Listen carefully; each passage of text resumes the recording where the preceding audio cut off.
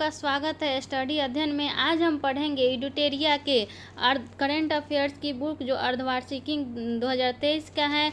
यह जनवरी 2023 से जून 2023 तक के है। यह विभिन्न एग्जामों के लिए बहुत ही महत्वपूर्ण है। तो आज इसके चैप्टर में पढ़ते हैं वर्ष 2023 के प्रमुख राष्ट्रीय घटनाक्रम। इसमें हम आज देखेंगे जून 2023 के करंट अफेयर से अभी शुरुआत करते हैं। मेघालय में भारत यूरोपीय संघ कनेक्टिविटी सम्मेलन का आयोजन किया गया। इसका उद्देश्य भारत के पूर्वोत्तर राज्यों तथा पड़ोसी देशों के साथ कनेक्टिविटी बढ़ाना है। लखनऊ की एनसीसी कैडेट शालिनी सिंह उत्तराखंड में ड्रिंग घाटी में 15,400 फीट की चोटी पर चढ़ने वाली देश की पहली महिला एनसीसी कैडेट बन गई है। पर्यटन के क्षेत्र में महिलाओं की भागीदारी को बढ़ावा देने के लिए महाराष्ट्र ने आई नामक लिंग समावेशी पर्यटन नीति की शुरुआत की है। इसके अलावा कुछ पर्यटन स्थलों पर महिला बाइक टैक्सी सेवा भी शुरू की जाएगी। आगे ब्रांड फाइनेंस ग्लोबल द्वारा जारी रिपोर्ट के अनुसार टाटा ग्रुप को देश का सबसे वैल्यूएबल ब्रांड का खिताब दिया गया है। Centre for science and environment द्वारा स्टेट ऑफ इंडिया एनवायरनमेंट 2023 में पर्यावरण प्रदर्शन के मामले में तेलंगाना भारत का शीर्ष राज्य है। Cost of living survey report यह मर्सर संस्था द्वारा जारी किया गया है। इसमें भारत का सबसे महंगा शहर मुंबई है, दूसरा स्थान पे दिल्ली है, तीसरा स्थान पर बेंगलुरु है। अगर वैश्विक स्तर पर मुंबई का स्थान देखा जाए तो 147वां है। हरियाणा के मुख्यमंत्री मनोहर लाल खट्टर ने राज्य के पद्म पुरस्कार विजेताओं को 10,000 रुपये मासिक पेंशन देने की घोषणा की है। ओडिशा सरकार ने केंद्रीय संस्कृति मंत्रालय के सहयोग से भुवनेश्वर में पहला जनजातीय खेल महोत्सव का आयोजन किया गया। इसमें 26 राज्यों के 5,000 एथलीटों ने भाग लिया है। बंदरगाह नौवहन एवं राजमार्ग मंत्रालय द्वारा बंदरगाहों पर ड्रेजिंग संचालन की क्षमता बढ़ाने के लिए सागर समृद्ध नामक online dredging monitoring system launch किया गया है। आगे बढ़ते केंद्रीय मंत्री जितेंद्र सिंह ने जम्मू कश्मीर के भद्रवाह घाटी में लेवेंडर महोत्सव का उद्घाटन किया। इसका आयोजन 1 वीक 1 लैब कैंपेन के तहत किया गया। आगे बढ़ते हैं उत्तर प्रदेश में कुंभ मेला के ऐतिहासिक महत्व को उजागर करने के लिए डिजिटल कुंभ महासंग्रहालय का निर्माण किया जाएगा। यह संग्रहालय भारतीय संस्कृति को प्रदर्शित करेगा जो कुंभ मेला में आने वाले श्रद्धालुओं को आकर्षित करेगा। राजस्थान के उदयपुर में देश की पहली सीएनजी संचालित टॉय ट्रेन की शुरुआत की गई। कहाँ? राजस्थान के उदयपुर में।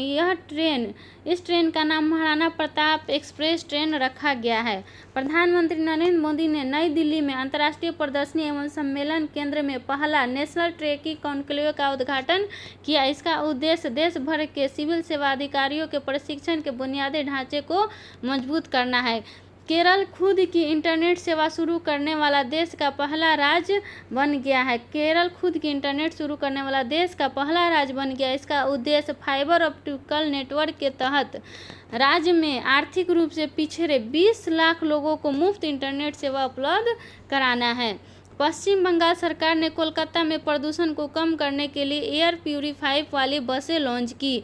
बस में लगे इस सिस्टम को सुधा वायु नाम दिया गया। तेलंगाना में अफसूजा इंफ्राटेक कंपनी द्वारा दुनिया का पहला 3D प्रिंटेड हिंदू मंदिर बनाया जाएगा।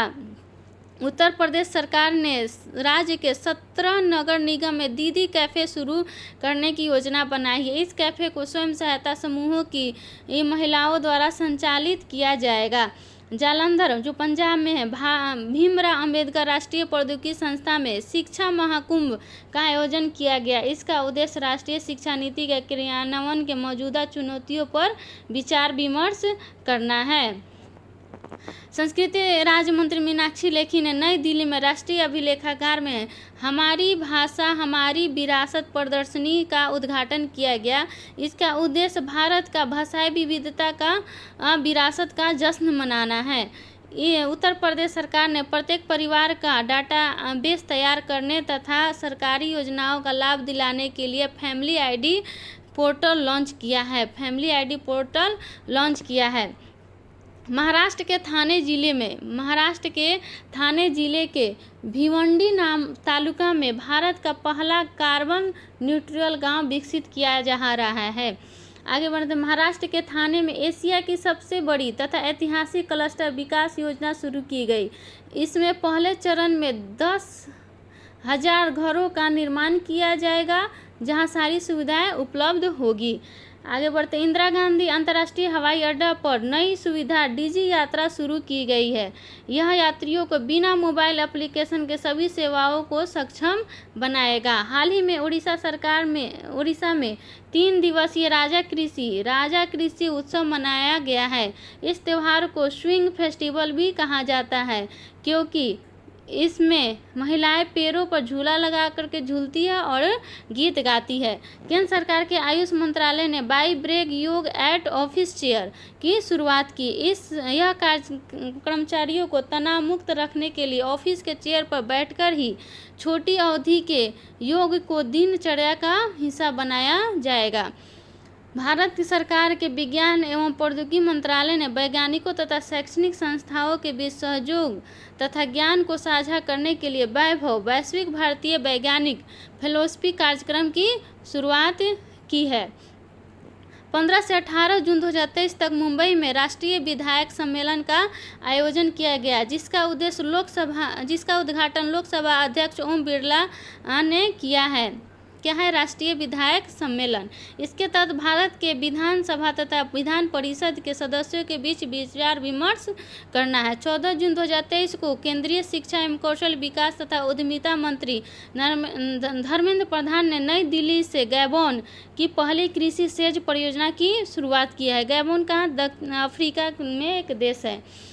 भारतीय नौसेना ने युवाओं तथा नागरिकों को नौसेना से अवगत कराने के लिए जुल्ली लद्दाख कार्यक्रम का आयोजन किया। इस दौरान नेशनल वार मेमोरियल से 5,000 किलोमीटर मोटरसाइकिल अभियान भी चलाया गया है।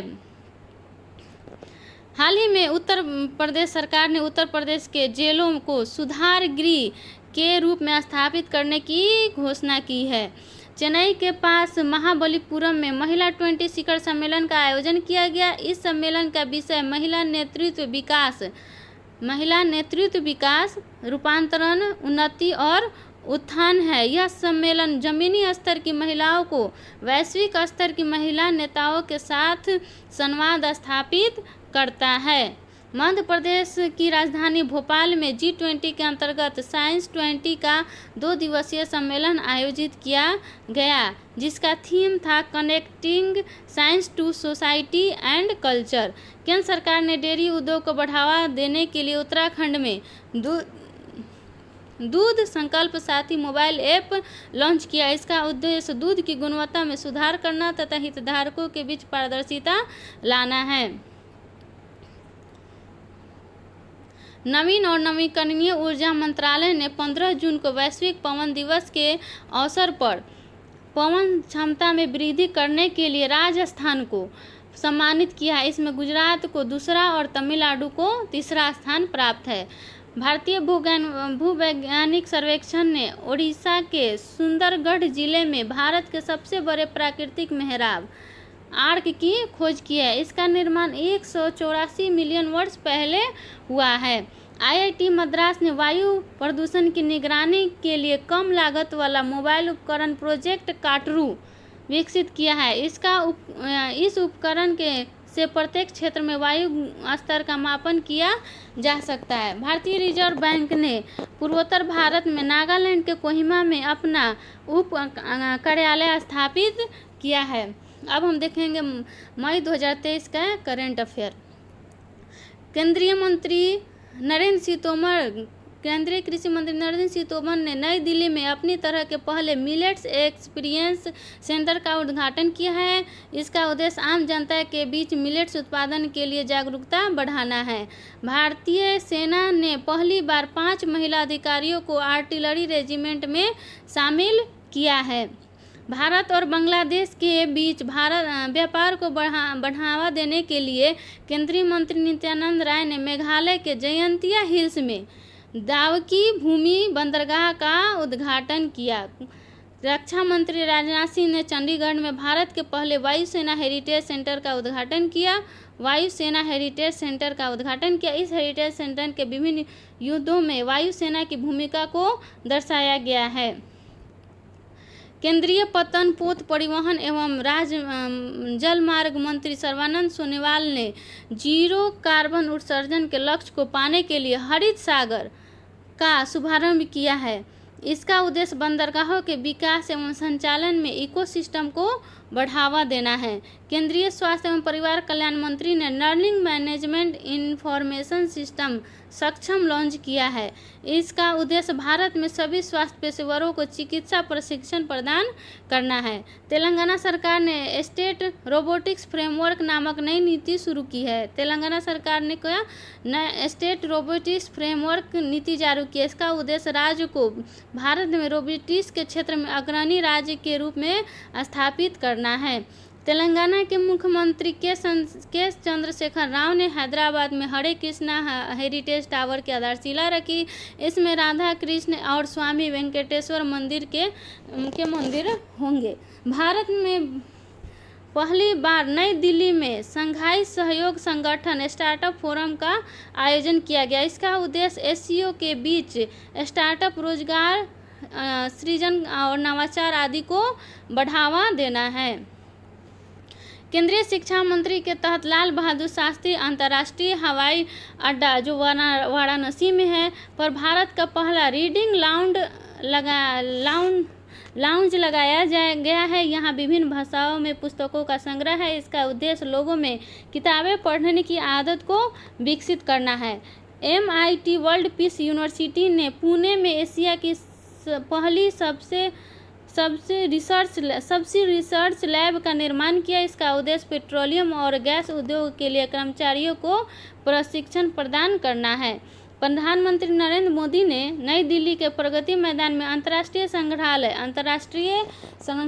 प्रदर्शनी 2023 का उद्घाटन किया। इसके तहत विभिन्न कालखंडों के संस्कृति एवं ऐतिहासिक धरोहरों को संरक्षित किया जाएगा।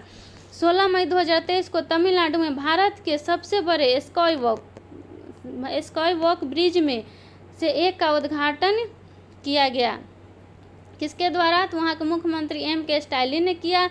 यह पुल 570 मीटर लंबा है जो मालमवलम रेलवे स्टेशन को टी नगर बस टर्मिनल से जोड़ेगा।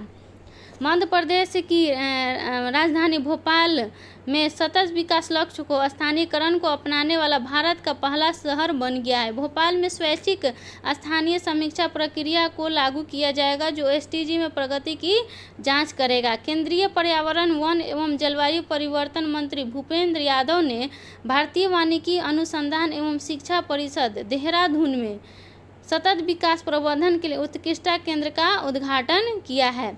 भारतीय प्रौद्योगिकी संस्था मद्रास ने भारत इजराइल जल प्रौद्योगिकी केंद्र स्थापित करने के लिए इजराइल के साथ समझौता किया है। इसका उद्देश्य भारत में जल संसाधन प्रबंधन में चुनौतियों का समाधान करना है। NEP सारथी कार्यक्रम UGC ने राष्ट्रीय शिक्षा नीति 2020 के बेहतर क्रियान्वयन में छात्रों को शामिल करने के लिए इस कार्यक्रम की शुरुआत की है। इसके तहत शिक्षा के क्षेत्र में छात्रों को एम्बेसडर चुना जाएगा। आगे बढ़ते हैं। हाल ही में हिमाचल प्रदेश राज्य के मुख्यमंत्री सुखविंदर सिंह सुक्खू ने राज्य में हरित हाइड्रोजन के उत्पादन को बढ़ावा देने के लिए ग्रीन हाइड्रोजन नीति तैयार करने की घोषणा की है। किसके द्वारा? हिमाचल प्रदेश के द्वारा।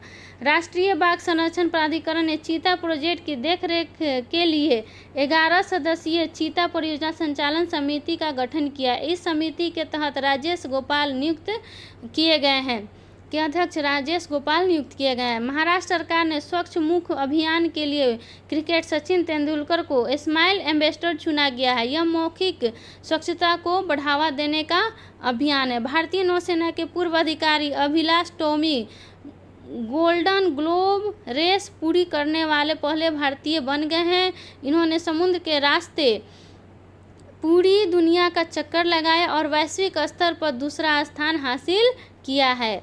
उत्तर प्रदेश सरकार ने एक थीम पार्क रामलैंड बनाने की घोषणा की है, जो डिज्नीलैंड की तरह होगा। यहाँ भगवान राम की कहानी दिखाने के लिए लोगों को आकर्षित किया गया। किसके द्वारा? उत्तर प्रदेश सरकार के द्वारा। आगे बढ़ते हैं। Uttar Pradesh school health programme के तहत बच्चों के लिए डिजिटल हेल्थ कार्ड बनाने वाला भारत का पहला राज्य बन गया है। इसके तहत बच्चों के स्वास्थ्य संबंधी रिपोर्ट ऑनलाइन डाउनलोड किया जा सकेगा। उत्तराखंड में स्थित भगवान शिव के तुलनाथ मंदिर को राष्ट्रीय महत्व का स्मारक घोषित किया जाएगा। यह मंदिर 12,800 फीट ऊंचाई के पर स्थित है। हाल ही में पंजाब चलने के अधिकार को लागू करने वाला भारत का पहला राज्य बन गया है। इसका उद्देश्य पैदल यात्री तथा साइकिल सवारों की मौतों की संख्या कम करना है। केंद्रीय विदेश एवं संस्कृति राज्य मंत्री मीनाक्षी लेखी ने नई दिल्ली में बुद्धम शरणम गच्छामि प्रदर्शनी का उद्घाटन किया। इसमें बौद्धिक संस्कृति को प्रदर्शित किया गया तथा श्रीलंका और म्यांमार के बीच चित्र प्रदर्शित किए गए। श्रीलंका और म्यांमार के बीच केंद्रीय फुटबॉल महासंघ ने भारतीय फुटबॉल टीम के पूर्व कप्तान प्रदीप कुमार बनर्जी के सम्मान में 23 जून को AIFF ग्रास रूट डे के रूप में घोषित किया है। पश्चिम बंगाल में स्थापित शांति निकेतन को यूनेस्को की विश्व विरासत सूची में शामिल करने की सिफारिश की गई है। भारत के मुख्य न्यायाधीश DY चंद्रचूड़ ने देश में ई-कोर्ट तथा ई-फाइलिंग को बढ़ावा देने के लिए ई-फाइलिंग 2.0 लॉन्च किया है। हाल ही में जारी एक रिपोर्ट के अनुसार GMR हैदराबाद इंटरनेशनल एयरपोर्ट दुनिया का सबसे समय का पाबंद एयरपोर्ट घोषित किया गया है। केंद्रीय गृह मंत्री अमित शाह ने गुजरात के द्वारका में राष्ट्रीय तटीय पुलिस अकादमी की आधारशिला रखी। यहाँ तटीय सुरक्षा में लगे पुलिस कर्मियों को प्रशिक्षण दिया जाएगा। केंद्रीय गृह एवं सहकारिता मंत्री अमित शाह ने नई दिल्ली में जनगणना भवन का उद्घाटन किया। यहाँ 1981 से अब तक की सभी जनगणना को संचालित किया गया है। हाल ही में गोवा ने पर्यटन के क्षेत्र में द्विपक्षीय सहयोग बढ़ाने के लिए उत्तराखंड के साथ समझौता किया है। केरल के मुख्यमंत्री ने केरल को भारत का पहला पूर्ण ई-गवर्नेंस राज्य घोषित किया है। यहाँ सभी सार्वजनिक सेवाओं का संचालन ऑनलाइन माध्यम से होगा। पटना नगर निगम सेंट्रल बैंक डिजिटल करेंसी का उपयोग करने वाला भारत का पहला नगर निगम बन गया है। अब यहाँ डिजिटल मुद्रा के जरिए भुगतान की सारी प्रक्रिया होगी। 1 से 5 दिसंबर 2023 को केरल के तिरुवनंतपुरम में वैश्विक आयुर्वेदिक महोत्सव का आयोजन किया जाएगा। इसका उद्देश्य स्वास्थ्य क्षेत्र में आयुर्वेद चिकित्सकों को वैश्विक मंच पर एक साथ लाना है। प्रधानमंत्री नरेंद्र मोदी ने असम में पूर्वोत्तर भारत की पहली वंदे भारत ट्रेन को हरी झंडी दिखाई, जो गुवाहाटी से न्यू जलपाईगुड़ी के बीच चलाई गई। नरेंद्र मोदी ने रेडियो कार्यक्रम मन की बात के 100 एपिसोड होने पर जनशक्ति प्रदर्शनी का उद्घाटन किया। इसमें 12 भारतीय कलाकारों की कलाकृतियों को प्रदर्शित किया गया। हाल ही में दिल्ली सरकार ने ग्रीष्म ऋतु में वायु प्रदूषण से निपटने के लिए समर एक्शन प्लान जारी किया। इसका मुख्य उद्देश्य धूल की समस्या का प्रबंधन करना है। भारत को पेट्रोकेमिकल के क्षेत्र में आत्मनिर्भर बनाने के लिए महाराष्ट्र के रत्नागिरी जिले में दुनिया का सबसे बड़ा रिफाइनरी कॉम्प्लेक्स बनाया जाएगा। कहाँ बनाया जाएगा? रत्नागिरी जिले में। स्वच्छ भारत मिशन के तहत केरल का वायनाड जिला भारत का पहला ODF+ जिला बन गया है। वायनाड जिला रेल मंत्रालय द्वारा जनता की शिकायतों के त्वरित निवारण के लिए रेल वॉर रूम की स्थापना की गई है। यहाँ जनता की शिकायतें प्रदर्शनी की जाएगी तथा कड़ी निगरानी की जाएगी। हाल ही में यमुना प्राधिकरण ने भारत की पहली पॉड टैक्सी परियोजना को मंजूरी दी गई। पॉड टैक्सी परियोजना को मंजूरी दी गई। यह टैक्सी सड़क से अलग एक ट्रैक पर चलेगी तथा बिजली द्वारा संचालित की जाएगी। भारतीय पुरातात्विक सर्वेक्षण ने ओडिशा में स्थित कपिलेश्वर मंदिर को संरक्षित स्मारकों की सूची में जोड़ने का निर्णय लिया है। हाल ही में उत्तर प्रदेश ने राज्य में 5G तकनीक को बढ़ावा देने के लिए युवाओं को इसके बारे में प्रशिक्षण करने के लिए 5G टेक्नोलॉजी ट्रेनिंग प्रोग्राम शुरू किया है। गाजियाबाद अलीगढ़ एक्सप्रेस वे पर NHAI ने बिटुमिनस कंक्रीट का उपयोग कर 100 घंटे में 100 किलोमीटर सड़क का निर्माण कर महत्वपूर्ण उपलब्धि हासिल की गई है। उड़ान 5.1 नागरिक उड्डयन मंत्रालय ने देश के दूर दराज क्षेत्रों में हेलीकॉप्टरों के माध्यम से कनेक्टिविटी बढ़ाने के लिए इसकी शुरुआत की है। प्रोजेक्ट स्मार्ट आवास एवं शहरी मंत्रालय द्वारा रेल मंत्रालय ने Mumbai Ahmedabad high speed railway स्टेशनों के आसपास के क्षेत्रों को विकसित करने के लिए प्रोजेक्ट स्मार्ट की शुरुआत की है। इसके लिए उन्होंने जापान इंटरनेशनल कोऑपरेशन एजेंसी से समझौता किया है। माइक्रोसॉफ्ट ने देश के ग्रामीण क्षेत्रों के लिए बहुभाषी AI चैटबॉट जुगलबंदी लॉन्च की है। यह विभिन्न भाषाओं में लोगों को सरकारी योजनाओं से अवगत कराएगा। भारतमाला परियोजना के तहत असम के जोगीघोपा में भारत का पहला अंतर्राष्ट्रीय मल्टी मॉडल लॉजिस्टिक पार्क बनाया जा रहा है। इसका उद्देश्य भारत के पड़ोसी देशों के साथ व्यापार को बढ़ावा देना है। मुख्यमंत्री तीर्थ दर्शन योजना के तहत बुजुर्ग को हवाई मार्ग के जरिए तीर्थ यात्रा पर भेजने वाला मध्य प्रदेश भारत का पहला राज्य बन गया है। हाल ही में राष्ट्रीय डेयरी अनुसंधान संस्थान करनाल राष्ट्रीय डेयरी अनुसंधान संस्थान करनाल ने भारत की पहली बार गाय की देसी नस्ल गिर का क्लोन बछड़ा तैयार किया है, जिसका नाम गंगा है। यह गाय प्रतिदिन 15 लीटर दूध का उत्पादन कर सकती है। केरल में पहला सौर ऊर्जा संचालित पर्यटन जहाज लॉन्च किया गया है। कहाँ? केरल में, जिसका सूर्यमंशु नाम दिया गया, जिसकी क्षमता 100 यात्रियों को ले जाने तक का है। प्रधानमंत्री नरेंद्र मोदी ने असम के गुवाहाटी में पूर्वोत्तर भारत के पहले एम्स का उद्घाटन किया है। अंतर्राष्ट्रीय बाजरा वर्ष के उपलक्ष्य में शंघाई सहयोग संगठन के मिलेट्स फूड फेस्टिवल का आयोजन पर्यटन मंत्रालय द्वारा मुंबई में किया गया। वर्ष 2023 में भारत ने एससीओ की अध्यक्षता संभाली है। 14 अप्रैल को डॉक्टर भीमराव अंबेडकर की 132वीं जयंती के अवसर पर तेलंगाना सरकार ने BR अंबेडकर की भारत की सबसे ऊंची कांस्य प्रतिमा का अनावरण किया। कहाँ? तेलंगाना में।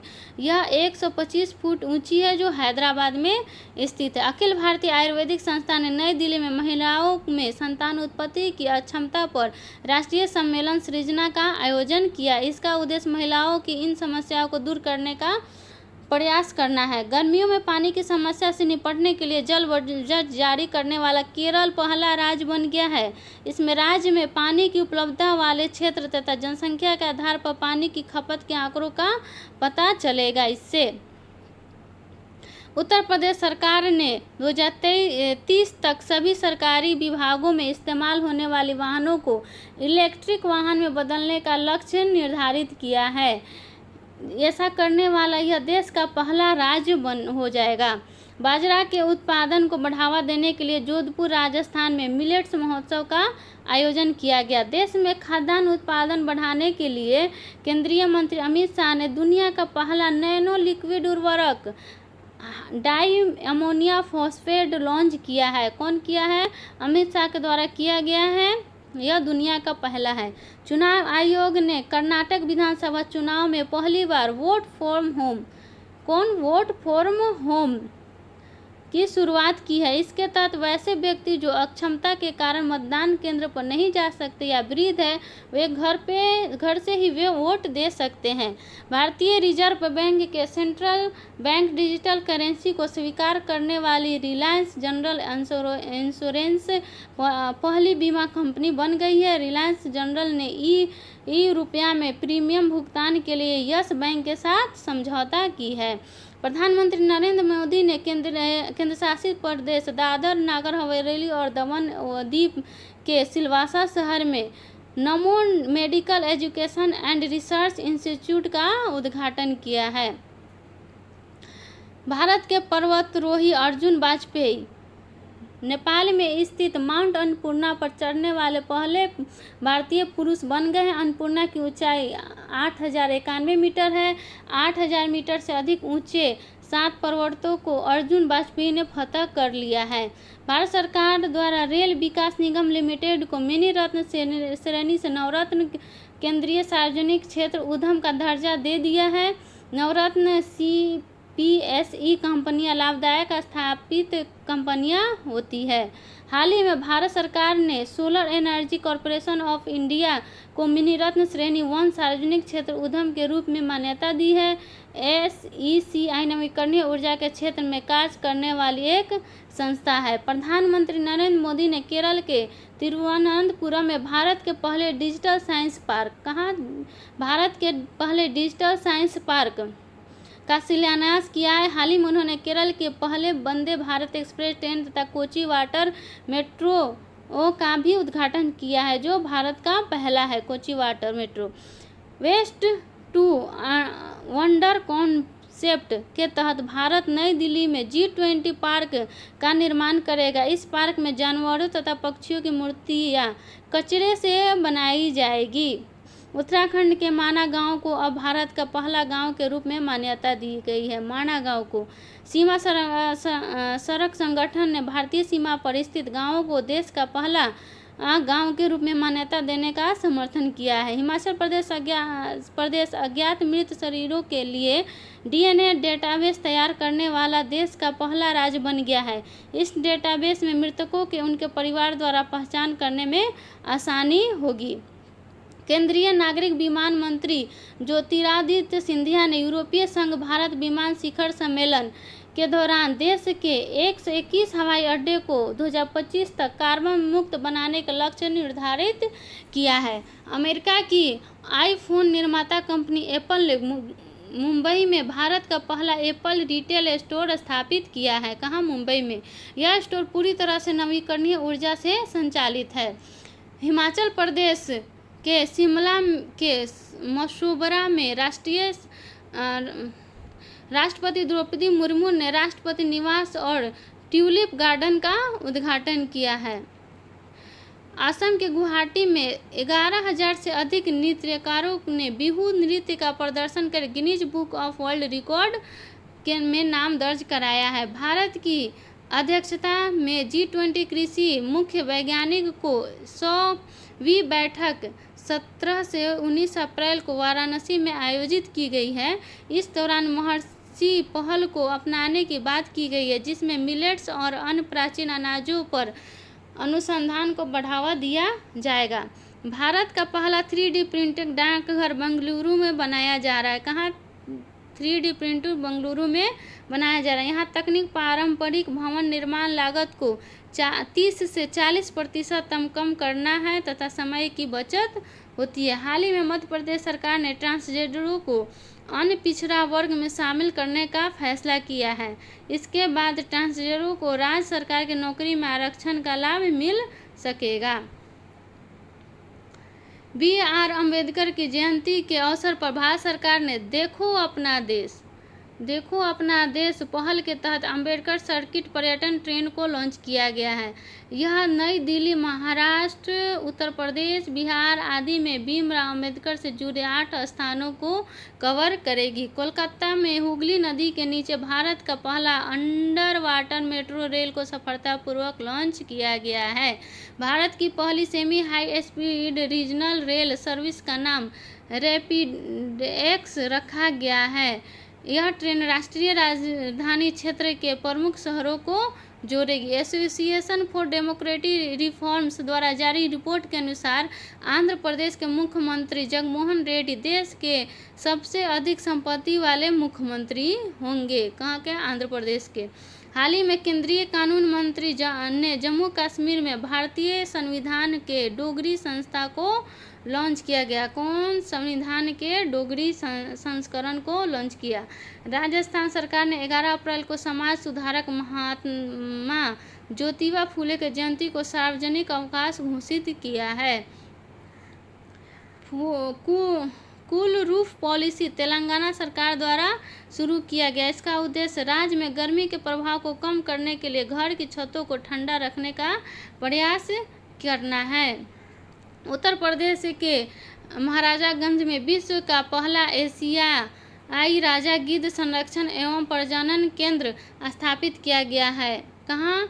तो उत्तर प्रदेश के में विश्व का पहला एशियाई राजा गिद्ध संरक्षण एवं प्रजनन केंद्र स्थापित किया गया। इसका उद्देश्य गिद्ध की विलुप्त हो रही प्रजाति को संरक्षित करना। पूर्वोत्तर भारत का सबसे बड़ा बहुउद्देशीय इंडोर स्टेडियम मेघालय के शिलोंग में बनाया जा रहा है, जिसका नाम जवाहरलाल नेहरू स्टेडियम रखा गया है। इस स्टेडियम में विभिन्न खेलों के लिए सुविधाएं उपलब्ध होगी। केंद्रीय गृह मंत्री अमित शाह ने अरुणाचल प्रदेश में किबुधी गांव में वाइब्रेंट विलेज प्रोग्राम का शुभारंभ किया है, इसका घोषणा बजट के 2022-23 में की गई थी, जिसका उद्देश्य है भारत के सीमावर्ती गांव के लोगों के जीवन स्तर में सुधार करना। हाल ही में भारत को 1 जनवरी 2024 से 4 वर्ष के कार्यकाल के लिए संयुक्त राष्ट्र के सांख्यिकी निकाय का सदस्य चुना गया है।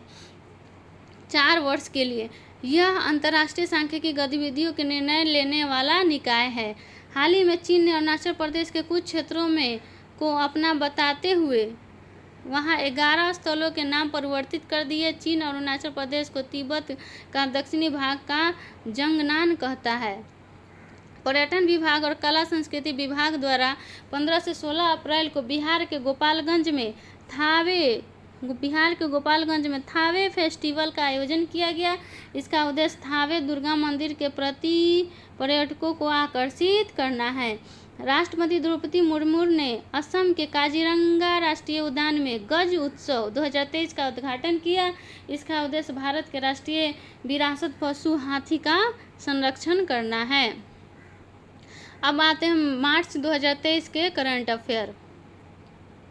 उत्तर प्रदेश के रायबरेली में हॉकी स्टेडियम का नाम भारत की महिला हॉकी खिलाड़ी रानी रामपाल के नाम पर रखा गया है। स्टेडियम का नाम रानीज गर्ल्स हॉकी टर्फ कर दिया गया है। यह पहली बार किसी महिला के नाम पर स्टेडियम का नाम रखा गया है। हाल ही में जारी सेलिब्रिटी ब्रांड वैल्यूएशन रिपोर्ट 2022 के अनुसार अभिनेता रणवीर सिंह और भारत के सबसे मूल्यवान सेलिब्रिटी बन गए हैं। वहीं भारतीय क्रिकेटर विराट कोहली दूसरे स्थान पर है। चोल काल में निर्मित हनुमान जी की चोरी हुई कांस्य मूर्ति पुनः ऑस्ट्रेलिया से वापस तमिलनाडु लाई गई है। केंद्रीय कृषि मंत्री नरेंद्र सिंह तोमर ने प्रधानमंत्री फसल बीमा योजना के तहत बीमा दवा वितरण के लिए डिजिक्लेव लॉन्च किया है। इसके माध्यम से डिजिटल तरीके से सीधा किसान के बैंक खाते में भुगतान किया जाएगा। केंद्रीय कपड़ा मंत्री पीयूष गोयल ने तमिलनाडु में भारत का पहला मेगा टेक्सटाइल पार्क लॉन्च किया है। कहाँ? तमिलनाडु में भारत का पहला मेगा टेक्सटाइल लॉन्च किया है। पीएम मित्र योजना के तहत 7 राज्यों में मेगा टेक्सटाइल पार्क स्थापित किए जाएंगे। 7 राज्यों में महाराष्ट्र के लातूर शहर में डॉक्टर भीमराव अंबेडकर की 75 फीट ऊंची प्रतिमा स्टैचू ऑफ नॉलेज की स्थापना की जाएगी। स्टैचू ऑफ नॉलेज की स्थापना की जाएगी। आरबीआई ने ओडिशा के भुवनेश्वर में ग्रीनफील्ड डेटा सेंटर तथा साइबर सुरक्षा प्रशिक्षण संस्थान स्थापित करने की घोषणा की है। केंद्र सरकार ने वित्त वर्ष 2022-23 तक 5 वर्ष के लिए न्यू इंडिया लिटरेसी प्रोग्राम की शुरुआत की है। इसका उद्देश्य 15 वर्ष से अधिक आयु वर्ग के 5 करोड़ अशिक्षित व्यक्तियों को शिक्षित करना है। नई दिल्ली में आयोजित स्वच्छ उत्सव कहाँ? नई दिल्ली में आयोजित स्वच्छ उत्सव 2023 कार्यक्रम में आवास एवं शहरी मामलों के मंत्री हरदीप सिंह पुरी ने भारत के 1000 शहरों को अक्टूबर 2024 तक 3 स्टार कचरा मुक्त बनाने का लक्ष्य निर्धारित किया है। अरावली ग्रीन वॉल प्रोजेक्ट केंद्रीय पर्यावरण, वन एवं जलवायु परिवर्तन मंत्री भूपेंद्र यादव द्वारा शुरू किया गया है। इसका उद्देश्य राजस्थान, गुजरात, हरियाणा,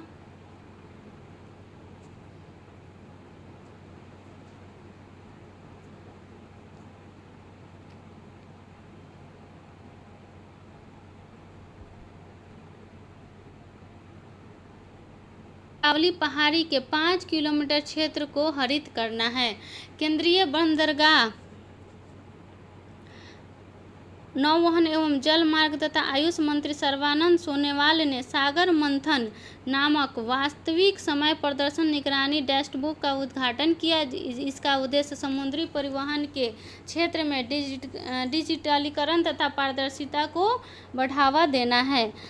27 से 28 मार्च 2023 को नई दिल्ली में पहला इंटरनेट क्वांटम कम्युनिकेशन कॉन्क्लेव का आयोजन किया गया। राजस्थान स्वास्थ्य का अधिकार बिल पारित करने वाला भारत का पहला राज्य बन गया है। प्रधानमंत्री नरेंद्र मोदी ने टेलीकम्युनिकेशन डिपार्टमेंट द्वारा शुरू की गई पहल कॉल बिफोर यू डी को लॉन्च किया। इसका उद्देश्य भूमिगत तार व पाइपलाइन को नए कंस्ट्रक्शन से होने वाले नुकसान से बचाना है। मध्य प्रदेश सरकार ने युवाओं को रोजगार से जोड़ने के लिए भोपाल में युवा महापंचायत के दौरान राज्य युवा नीति तथा युवा पोर्टल की शुरुआत की गई। IIT मद्रास के शोधकर्ताओं ने 30 सेकंड के भीतर दूध में मिलावट का पता लगाने वाले पॉकेट फ्रेंडली डिवाइस का विकास किया है। केंद्रीय गृह मंत्री अमित शाह ने बेंगलुरु में भगवान बासवेश्वर तथा नाद प्रभु कंपोगोरा की मूर्ति का अनावरण किया है। हाल ही में ओडिशा सरकार ने गंधमार्दन पहाड़ी क्षेत्र को जैव विविधता विरासत स्थल घोषित किया है। कहाँ के? उड़ीसा के। नेशनल ग्रीन ट्रिब्यूनल ने रामसर स्थलों की सुरक्षा में विफल होने पर केरल सरकार पर 10 करोड़ रुपए का जुर्माना लगाया है। केंद्रीय ग्रामीण विकास मंत्री गिरिराज सिंह ने ग्रामीण युवाओं को कुशल बनाने तथा उद्योग में उनकी भागीदारी बढ़ाने के लिए कैप्टिव रोजगार पहल शुरू की है। प्रधानमंत्री नरेंद्र मोदी ने नई दिल्ली में 6G विजन डॉक्यूमेंट लॉन्च किया है। वर्ष 2030 तक भारत में 6G सेवाएं शुरू करने का लक्ष्य है। 22 मार्च 2023 को बिहार राज्य ने अपना 111वां स्थापना दिवस मनाया है। हाल ही में उत्तराखंड के नैनीताल में एशिया के सबसे बड़े अंतर्राष्ट्रीय लिक्विड मिरर टेलीस्कोप का उद्घाटन किया गया है। केंद्रीय पर्यावरण मंत्री भूपेंद्र यादव की अध्यक्षता में राष्ट्रीय सतत तटीय प्रबंधन केंद्र की पहली बैठक नई दिल्ली में आयोजित की गई। राजस्थान के मुख्यमंत्री अशोक गहलोत ने राजस्थान में 19 नए जिले और 3 नए मंडल बनाने की घोषणा की है। भारत की G20 अध्यक्षता के तहत गंगटोक, सिक्किम में B20 सम्मेलन का आयोजन किया गया। मुख्य चुनाव आयुक्त राजीव कुमार ने बेंगलुरु में वोट फेस्ट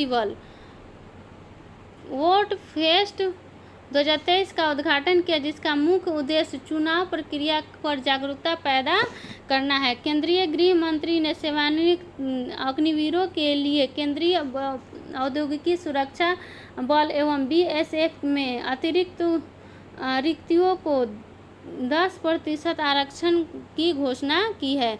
सांख्यिकी और कार्यक्रम कार्यान्वयन मंत्रालय के राज्य मंत्री ने नई दिल्ली में भारत में महिला और पुरुष 2022 शीर्षक से प्रकाशन का 24वां संस्करण जारी किया है।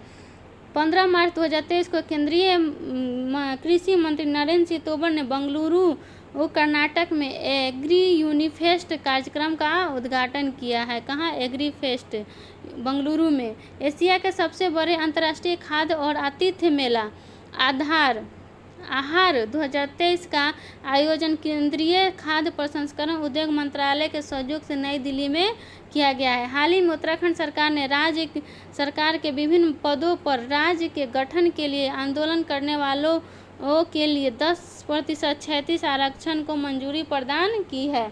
केंद्रीय सड़क एवं परिवहन मंत्री नितिन गडकरी ने बेंगलुरु में पहली मेथेनॉल से चलने वाली बसों का अनावरण किया। कहाँ में? बेंगलुरु में मेथेन से चलने वाली बसों का अनावरण किया गया है। तमिलनाडु का 18वां वन्यजीव अभ्यारण्य थाई पेरियार वन्यजीव अभ्यारण्य इडोरा जिले में स्थापित किया जाएगा। कहाँ? इडोरा में। संस्कृति मंत्रालय द्वारा 60 वर्ष और उससे अधिक आयु के देश के अनुभवी कलाकारों को वित्तीय सहायता प्रदान करने के लिए वयोवृद्ध कलाकारों के लिए वित्तीय सहायता के नाम से एक योजना का संचालन किया जाता है। एशिया की पहली महिला locomotive pilot Surekha Yadav Vande Bharat express चलाने वाली पहली महिला लोको पायलट बनी है। प्रधानमंत्री नरेंद्र मोदी ने कर्नाटक के हुबली में श्री सिद्धारूढ़ा रेलवे स्टेशन पर 1.5 किलोमीटर लंबे विश्व के सबसे बड़े रेलवे प्लेटफॉर्म का उद्घाटन किया है। कहाँ? हुबली में सिद्धारूढ़ा रेलवे स्टेशन पर।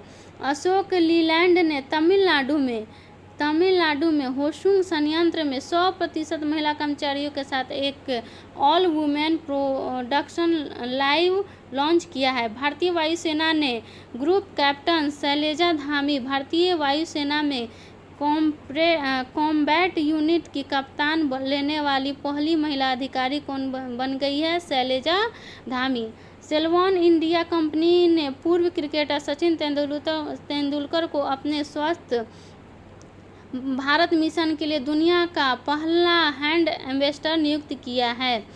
केंद्रीय युवा मामले एवं खेल मंत्री अनुराग सिंह ठाकुर ने IIT रोपड़ से युवा उत्सव भारत 2047 लॉन्च किया है। 8 मार्च 2023 को मुंबई में अखिल भारतीय महिला लोक कला सम्मेलन का आयोजन किया गया। कहाँ? मुंबई में किया गया। बॉम्बे स्टॉक एक्सचेंज और संयुक्त राष्ट्र महिला भारत ने वित्तीय साक्षरता के प्रति महिलाओं को सशक्त बनाने के लिए फाइन एम्पावर्ड कार्यक्रम की शुरुआत की। महाराष्ट्र के चांदपुर और यवतमाल जिलों को जोड़ने वाले राजमार्ग पर 200 मीटर लंबा बांस क्रैश बैरियर लगाया गया। इस बांस के क्रैश बैरियर को बाहुबली नाम दिया गया। महिला एवं बाल विकास मंत्रालय द्वारा पोषण के महत्व के बारे में जागरूकता बढ़ाने के लिए 20 मार्च से 3 अप्रैल तक 5वां पोषण पखवाड़ा मनाया गया है।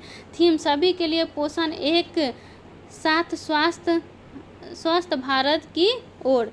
जल शक्ति मंत्रालय द्वारा ग्रामीण जल और स्वच्छता क्षेत्र की महिला चैंपियनों को सम्मानित करने के लिए 4 मार्च 2023 को नई दिल्ली में स्वच्छ सुजल शक्ति सम्मान 2023 का आयोजन किया गया। उत्तर प्रदेश सरकार ने इलेक्ट्रिक वाहनों के खरीदारों के लिए राज्य में रोड टैक्सी और पंजीकरण शुल्क में छूट देने की घोषणा की है। भारत प्रतिस्पर्धा आयोग द्वारा प्रतिस्पर्धा कानून के अर्थशास्त्र पर 8वां राष्ट्रीय सम्मेलन नई दिल्ली में आयोजित किया गया है।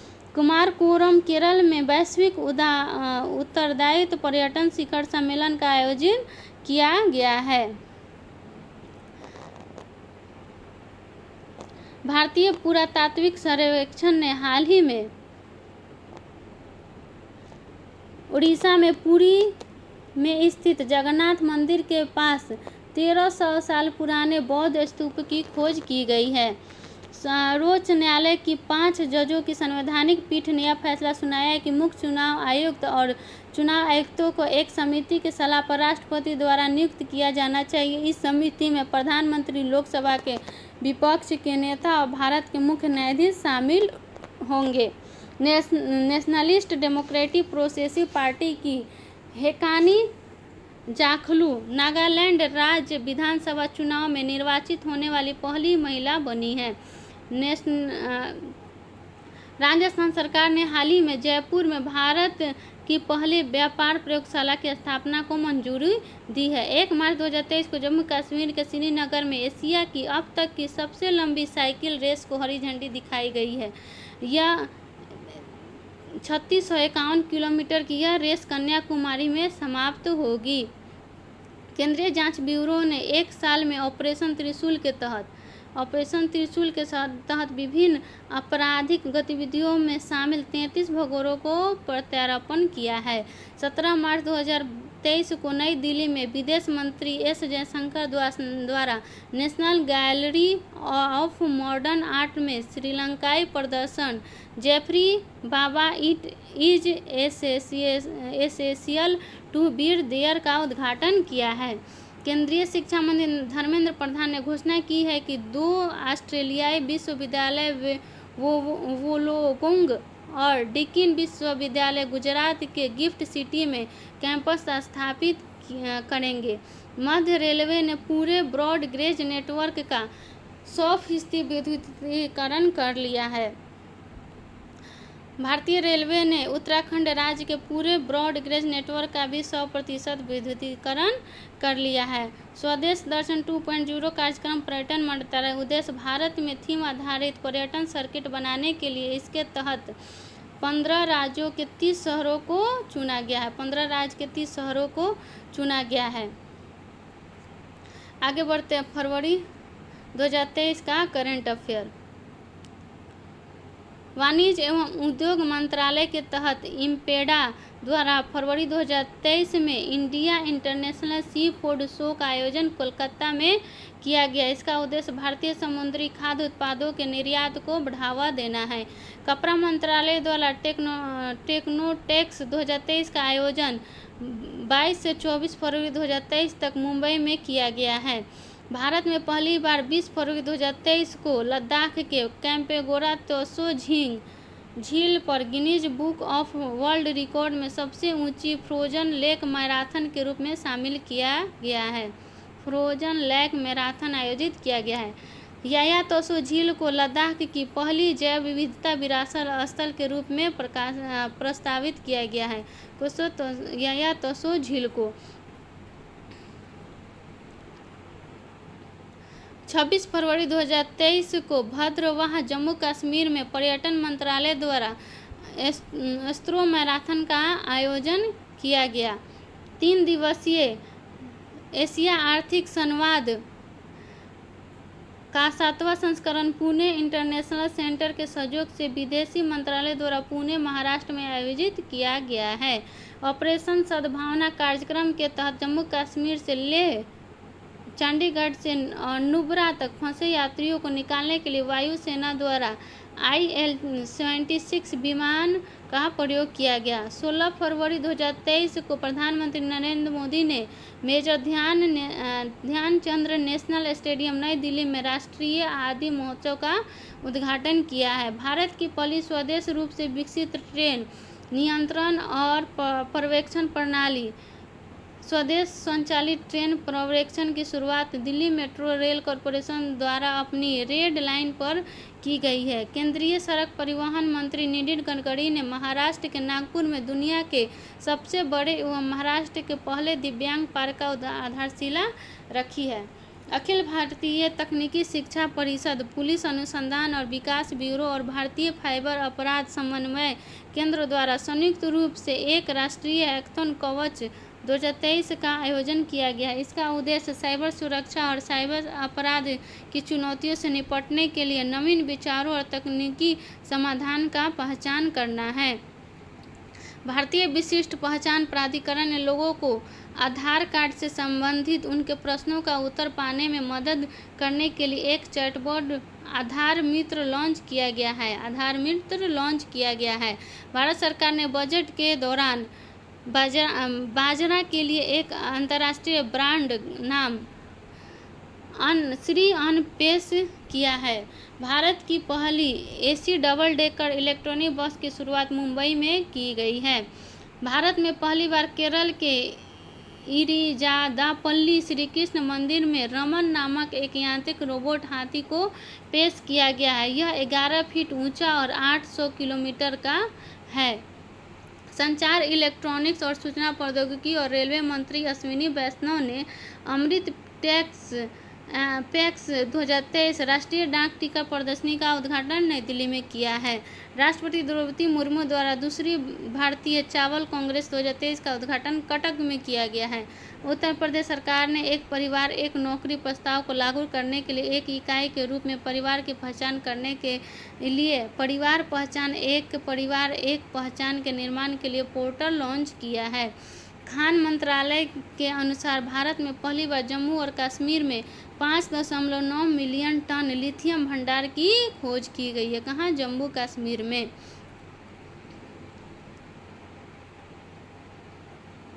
जम्मू कश्मीर के गुलमर्ग में भारत का पहला ग्लास इग्लू रेस्टोरेंट खोला गया है। कहाँ? तो जम्मू कश्मीर के गुलमर्ग में। भारत सरकार ने 22,500 करोड़ रुपए के बजटीय व्यय के साथ वर्ष 2026 तक नमामि गंगे मिशन 2 को मंजूरी दी है। नमामि गंगे मिशन 2 को मंजूरी दी। एशिया का पहला फ्लोटिंग फेस्टिवल मध्य प्रदेश के मंदसौर में आयोजित किया गया है। आर्द्रभूमि के संरक्षण के लिए केंद्रीय पर्यावरण वन एवं जलवायु परिवर्तन मंत्री भूपेंद्र यादव द्वारा आर्द्रभूमि बचाओ अभियान का शुभारंभ किया गया है। उपराष्ट्रपति जगदीप धनखड़ ने फरीदाबाद हरियाणा में 36वें सूरजकुंड अंतर्राष्ट्रीय शिप मेले का उद्घाटन किया। इस वर्ष एससीओ भागीदारी राष्ट्र के रूप में शामिल है। इस वर्ष का थीम राज्य उत्तर पूर्वी क्षेत्र है। इंदौर ग्रीन बॉन्ड लॉन्च करने वाला देश का पहला नागरिक निकाय बन गया है। रिलायंस इंस्टीट्यूट लिमिटेड और अशोक लीलैंड ने भारी शुल्क वाले ट्रकों के लिए भारत के पहले हाइड्रोजन आंतरिक दहन इंजन प्रौद्योगिकी समाधान का अनावरण किया है। भारतीय रेलवे ने व्हाट्सएप चैटबॉट के माध्यम से फूड डिलीवरी सुविधा जूप शुरू की है। इसके तहत ट्रेन में यात्रा करने वाले यात्री अब अपने PNR नंबर का उपयोग करके यात्रा करते समय व्हाट्सएप के माध्यम से ऑनलाइन खाना ऑर्डर कर सकते हैं। भारत नॉर्वे एकीकृत महासागर पहल के तहत समझौता के एक भाग के रूप में भारत का पहला समुद्री स्थानिक योजना ढांचा पुदुचेरी में लॉन्च किया है। पूर्वोत्तर भारत के पहले कैंप्रेड बायोगैस संयंत्र परियोजना का शिलान्यास असम के कामरूप जिले में किया गया है। महाराष्ट्र के औरंगाबाद शहर का नाम बदल करके छत्रपति संभाजी औरंगाबाद नाम का बदल करके छत्रपति संभाजी नगर एवं उस्मानाबाद शहर का नाम बदल करके धाराशिव परिवर्तित करने की मंजूरी गृह मंत्रालय द्वारा दी गई है। लद्दाख में सभी मौसम में कनेक्टिविटी प्रदान करने के लिए सरकार द्वारा 4.1 किलोमीटर लंबे सिंकू ला सुरंग के निर्माण को मंजूरी प्रदान की गई है। कर्नाटक सरकार ने राज्य के तटीय पर्यटन को बढ़ावा देने के लिए देश की पहली मरीना या नाव बेसिन का निर्माण करने की योजना बनाई है। केरल में लिंग समावेशी पर्यटन स्थलों को बढ़ावा देने के लिए केरल पर्यटन और संयुक्त राष्ट्र महिला भारत के बीच एक समझौता ज्ञापन पर हस्ताक्षर हुआ है। भारत सरकार ने PM कुसुम योजना को मार्च 2026 तक बढ़ाने का फैसला किया है। कब तक? 2026 तक। इसका उद्देश्य 2030 तक गैर जीवाश्म ईंधन स्रोतों से बिजली की स्थापित क्षमता का हिस्सा 40% तक बढ़ाना है। 25 फरवरी 2023 को प्रधानमंत्री ने दिल्ली के तालकोटा स्टेडियम में बड़िसू कन्नड़ दिमावा संस्कृति का उद्घाटन किया है।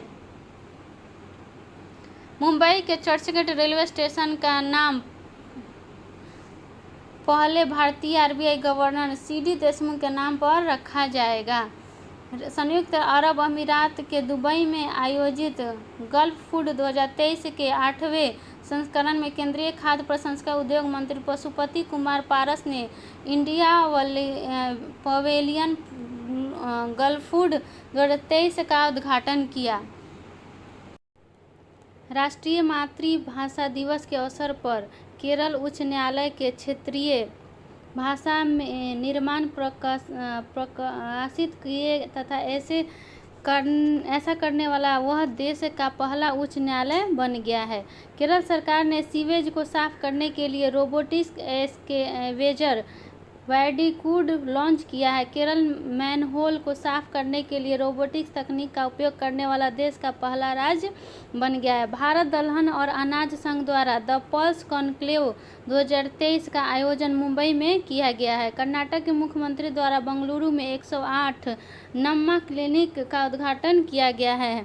नीति आयोग ने हाल ही में ट्रांसफॉर्मिंग इंस्टीट्यूशनल ट्रेनिंग इंस्टीट्यूट शीर्षक से एक रिपोर्ट लॉन्च की है, जिसके तहत ITI में प्रवेश के लिए राष्ट्रीय केंद्रीकृत परीक्षा आयोजित करने का सुझाव दिया गया है। केंद्रीय स्वास्थ्य मंत्रालय ने फाइलेरिया रोग से निपटने के लिए एक राष्ट्रव्यापी अभियान मास ड्रग एडमिनिस्ट्रेशन शुरू किया है। नरेंद्र मोदी ने दयानंद सरस्वती की 200वीं जयंती के उपलक्ष्य में नई दिल्ली में साल भर चलने वाले समारोह का शुभारंभ किया है। भारत ने G20 अध्यक्षता के दौरान बाजरा की खपत और उत्पादन को प्रोत्साहित करने के लिए मीरा वैश्विक पहल शुरू करने का योजना बनाई है। मध्य प्रदेश ने राज्य में शराब की खपत को हतोत्साहित करने के लिए अब नई आबकारी नीति को मंजूरी दी गई है। इसके तहत शराब की दुकानों से जुए, आहत और दुकान बार बंद रहेंगे। महाराष्ट्र के मुख्यमंत्री एकनाथ शिंदे को हाल ही में शिवसेना पार्टी ने अपना नया प्रमुख चुना है। भारत और सिंगापुर ने दोनों देशों के भुगतान प्रणाली UPI और पे नाउ को लिंक करने की योजना बनाई है।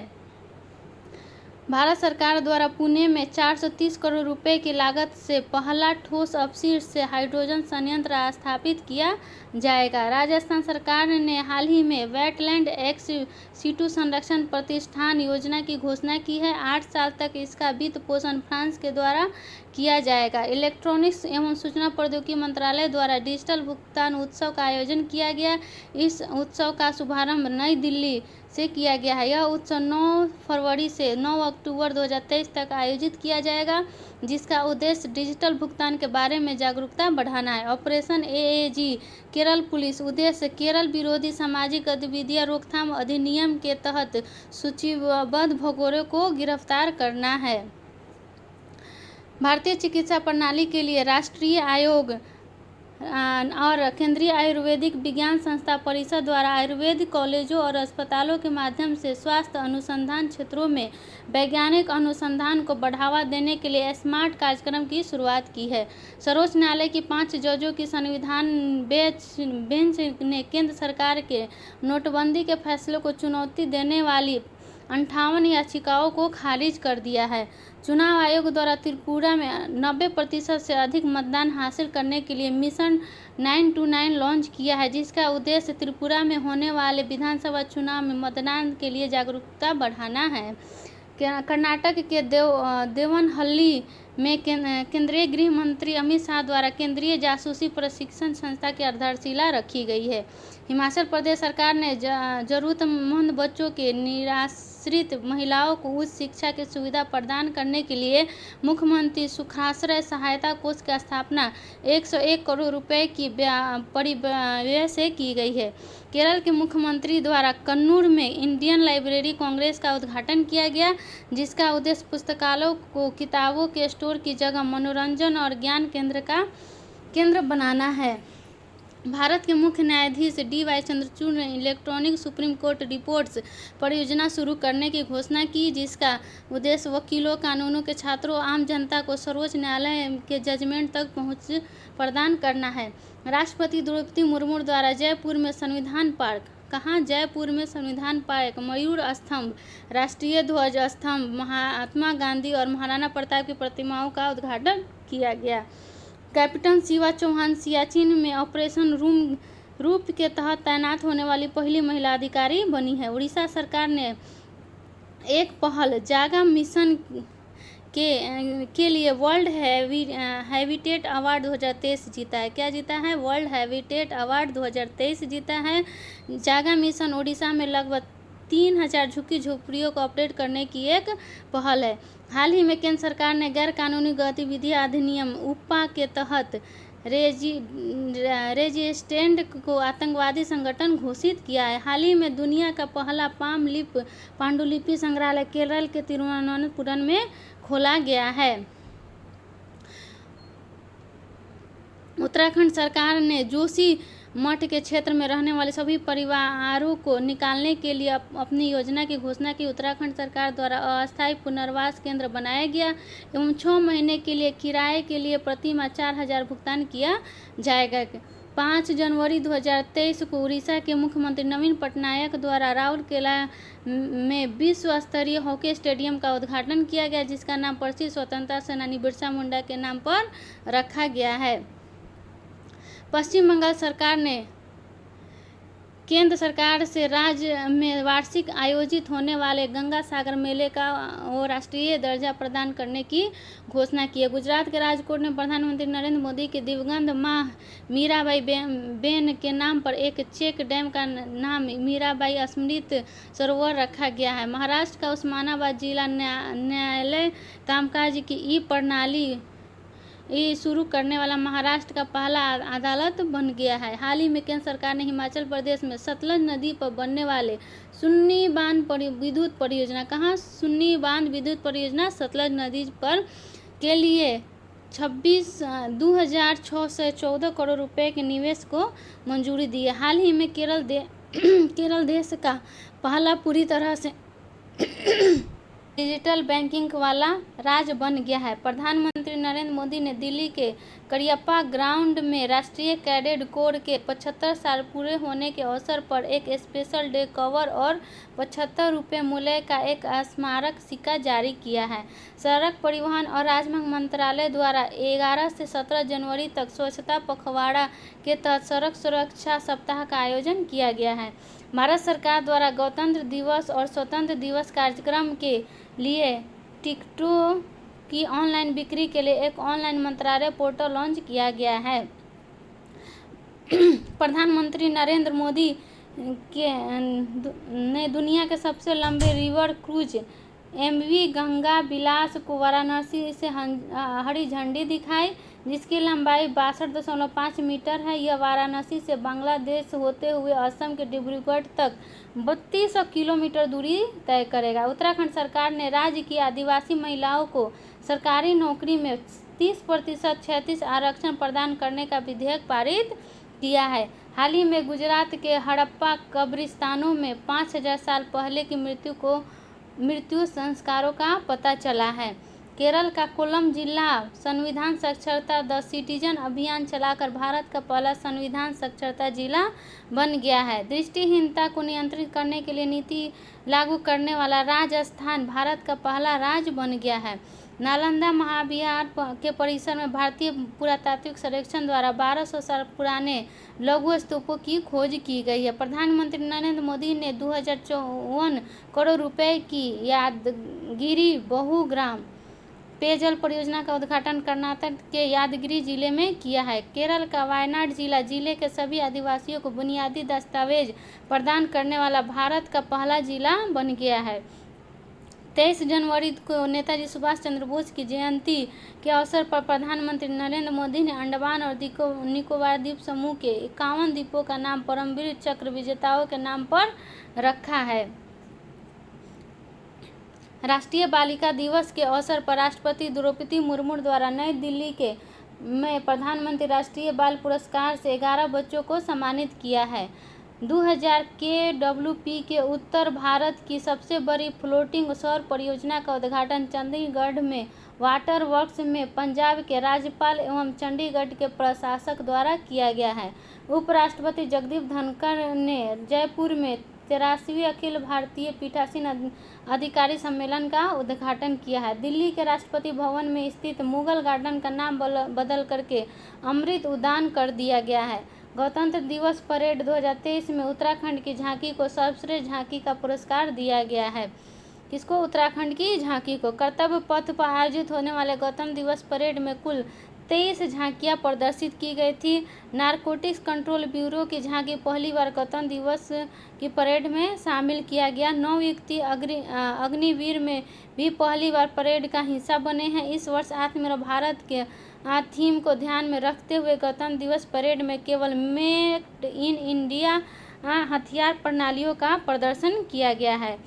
पहली रेलवे मंत्रालय भारतीय रेलवे मंत्रालय ने यूएनएफसीसीसी के लिए देश की प्रतिबद्धता के हिस्से के रूप में 2030 तक कार्बन तटस्थ बनाने के लिए 5 आयामी योजना की रूपरेखा तैयार की गई है।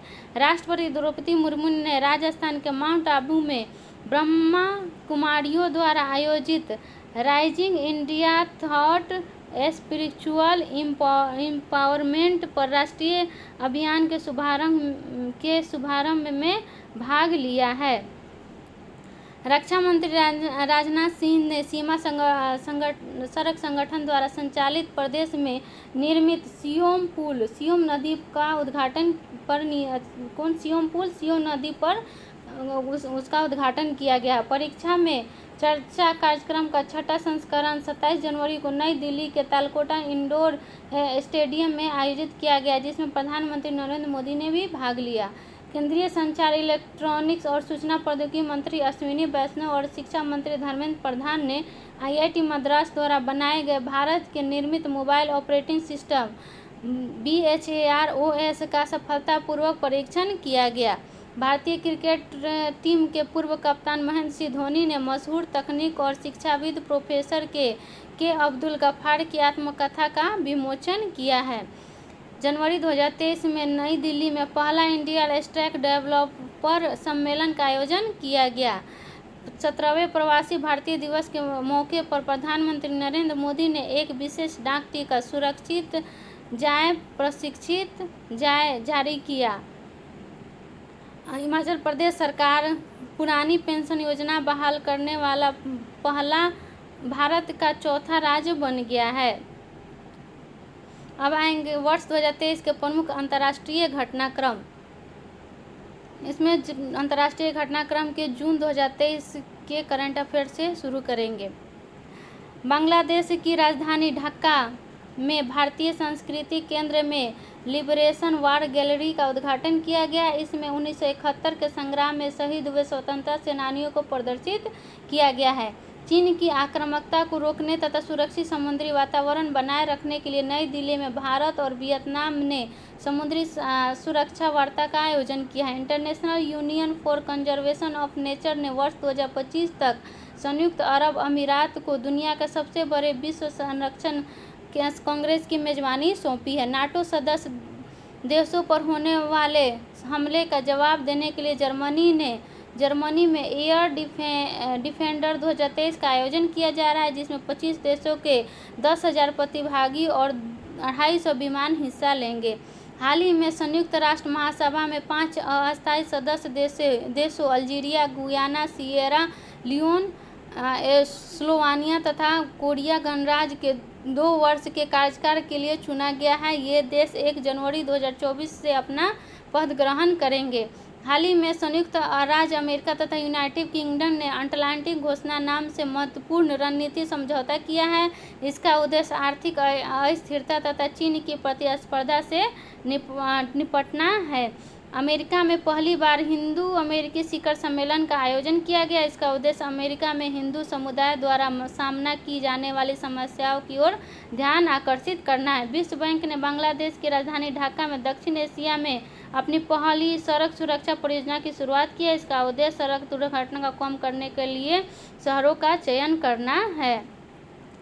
बिम्स्टेक सदस्य देशों में ऊर्जा क्षेत्र में सहयोग को बढ़ावा देने के लिए भारत में बिम्स्टेक एनर्जी सेंटर स्थापित किया जाएगा। Swiss air quality technology company IQ air द्वारा जारी दुनिया के 10 सबसे प्रदूषित शहरों की सूची में पाकिस्तान का शहर लाहौर टॉप पर है। वहीं टॉप 10 प्रदूषित शहरों में 6 भारतीय शहर है, जिसमें भिवाड़ी राजस्थान का तीसरे स्थान पर, दिल्ली NCT चौथे स्थान पर है। नामीबिया में पहले भारतीय नामीबिया संयुक्त आयोग की बैठक आयोजित की गई, जिसकी सह अध्यक्षता विदेश मंत्री S जयशंकर ने की है। लंदन में ग्लोबल वेल्थ कांग्रेस का आयोजन किया गया, जिसमें दुनिया भर के प्रतिभागियों ने भाग लिया। यह निवेशकों को निवेश को निवेश से संबंधित महत्वपूर्ण निर्णय लेने के लिए एक मंच प्रदान करता है। हाल ही में अमेरिका ने यूनेस्को में पुनः शामिल होने की घोषणा की है। ज्ञात है कि अमेरिका 2019 में यूनेस्को से बाहर हो गया था। हाल ही में फिलीपींस में स्थित माउंट मेयोन ज्वालामुखी में विस्फोट की घटना हुई है। कहाँ है? माउंट मेयोन, फिलीपींस में। भारत ने फ्रांसीसी रेल कंपनी एल्स्टॉम को स्लीपर कोच वाली 100 वंदे भारत ट्रेन बनाने का टेंडर दिया है। फिल्म, गेमिंग ऑफ कॉमिक्स जैसे क्षेत्रों के लिए फ्रांस में आयोजित होने वाले एनएसी इंटरनेशनल एनिमेशन फेस्टिवल में भारत पहली बार अपना प्रतिनिधित्व करेगा। अब मई 2023 के करंट अफेयर अंतर्राष्ट्रीय। यूएई सरकार ने दुबई में आर्टिफिशियल इंटेलिजेंस पर आधारित अंतर्राष्ट्रीय सम्मेलन मशीन कैन सी 2023 शिखर सम्मेलन का आयोजन किया। इसका उद्देश्य एआई के भविष्य के बारे में ध्यान केंद्रित करने के लिए दुनिया भर के विशेषज्ञों को एक साथ लाना है। भारत और बांग्लादेश के बीच सीमा पर सिलहट डिवीजन और मेघालय के खासी हिल्स के बीच पहले बॉर्डर हाट का निर्माण किया गया। इसका उद्देश्य दोनों देशों के बीच उत्पादों का आदान प्रदान करना है। हाल ही में श्रीलंका के सुप्रीम कोर्ट ने समलैंगिकता को अपराध की श्रेणी से बाहर कर दिया है। हाल ही में जारी आंकड़ों के अनुसार श्रीलंका के पर्यटन क्षेत्र में भारत शीर्ष पर है। अप्रैल 2023 में श्रीलंका में सबसे ज़्यादा भारतीय पर्यटक ही रहेंगे। भारतीय मूल की कैप्टन प्रतिभा भुल्लर माल्डोनाडो न्यूयॉर्क पुलिस विभाग में सर्वोच्च रैंक पाने वाली पहली दक्षिण एशियाई महिला बन गई है। भारत और बांग्लादेश ने संयुक्त रूप से 50 स्टार्टअप एक्सचेंज प्रोग्राम शुरू की है। इसके तहत भारत के 50 स्टार्टअप तथा बांग्लादेश के 50 स्टार्टअप के यात्रियों को सुविधा प्रदान की जाएगी तथा उद्यमिता के बीच सहयोग को बढ़ावा मिलेगा। प्रधानमंत्री नरेंद्र मोदी ने जापान यात्रा के दौरान हिरोशिमा पर महात्मा गांधी की प्रतिमा का अनावरण किया है। हाल ही में नेपाल के पर्वतारोही कामी रीता शेरपा ने माउंट एवरेस्ट पर अपनी 27वीं चढ़ाई पूरी कर ली। उन्होंने दुनिया के सबसे ऊंचे पर्वत पर सबसे अधिक बार चढ़ने का रिकॉर्ड बनाया है। हाल ही में भारत और ऑस्ट्रेलिया ने अक्षय ऊर्जा के क्षेत्र में सहयोग के लिए ग्रीन हाइड्रोजन टास्क फोर्स का गठन किया है। नेपाल के पूर्व गोरखा सैनिक हरिबुद्धा मगर अपने दोनों पैर न होने के बावजूद कृत्रिम पैर से माउंट एवरेस्ट पर चढ़ने की उपलब्धि हासिल की है।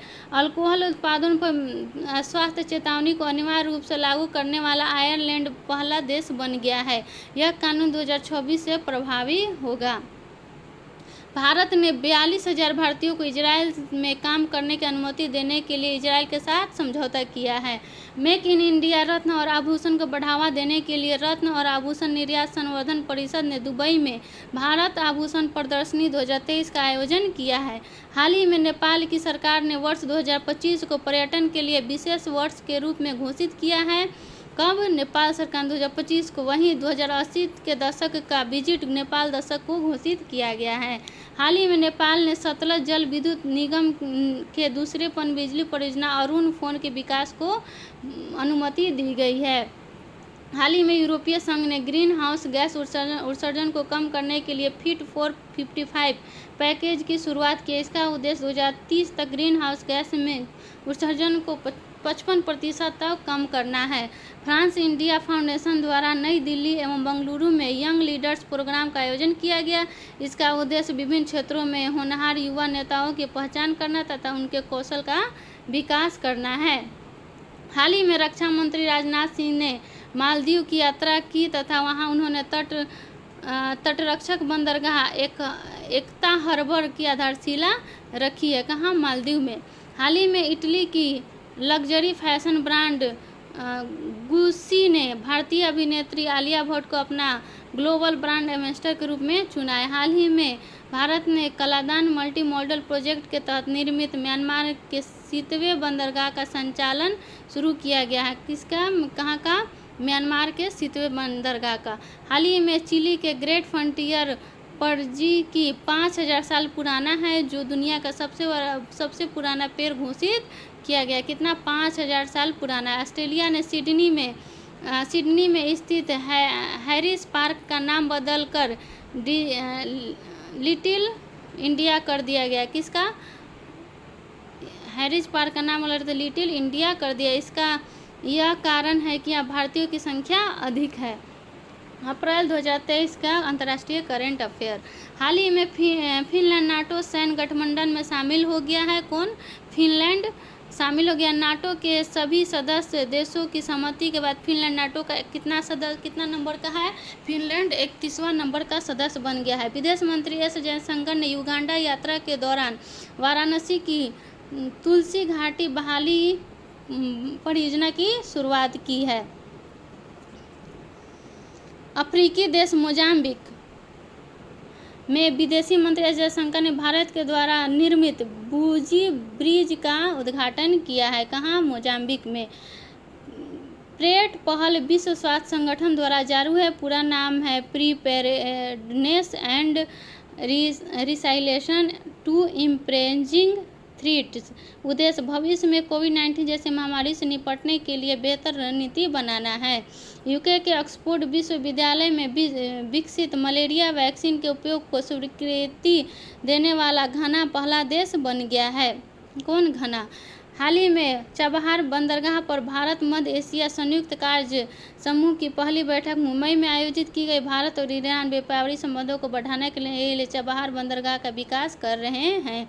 20 अप्रैल को भारत और थाईलैंड के बीच रक्षा वार्ता बैंकॉक में आयोजित की गई। भारत की ओर से रक्षा मंत्रालय में विदेश सचिव निवेदिता शुक्ला वर्मा ने भाग लिया है।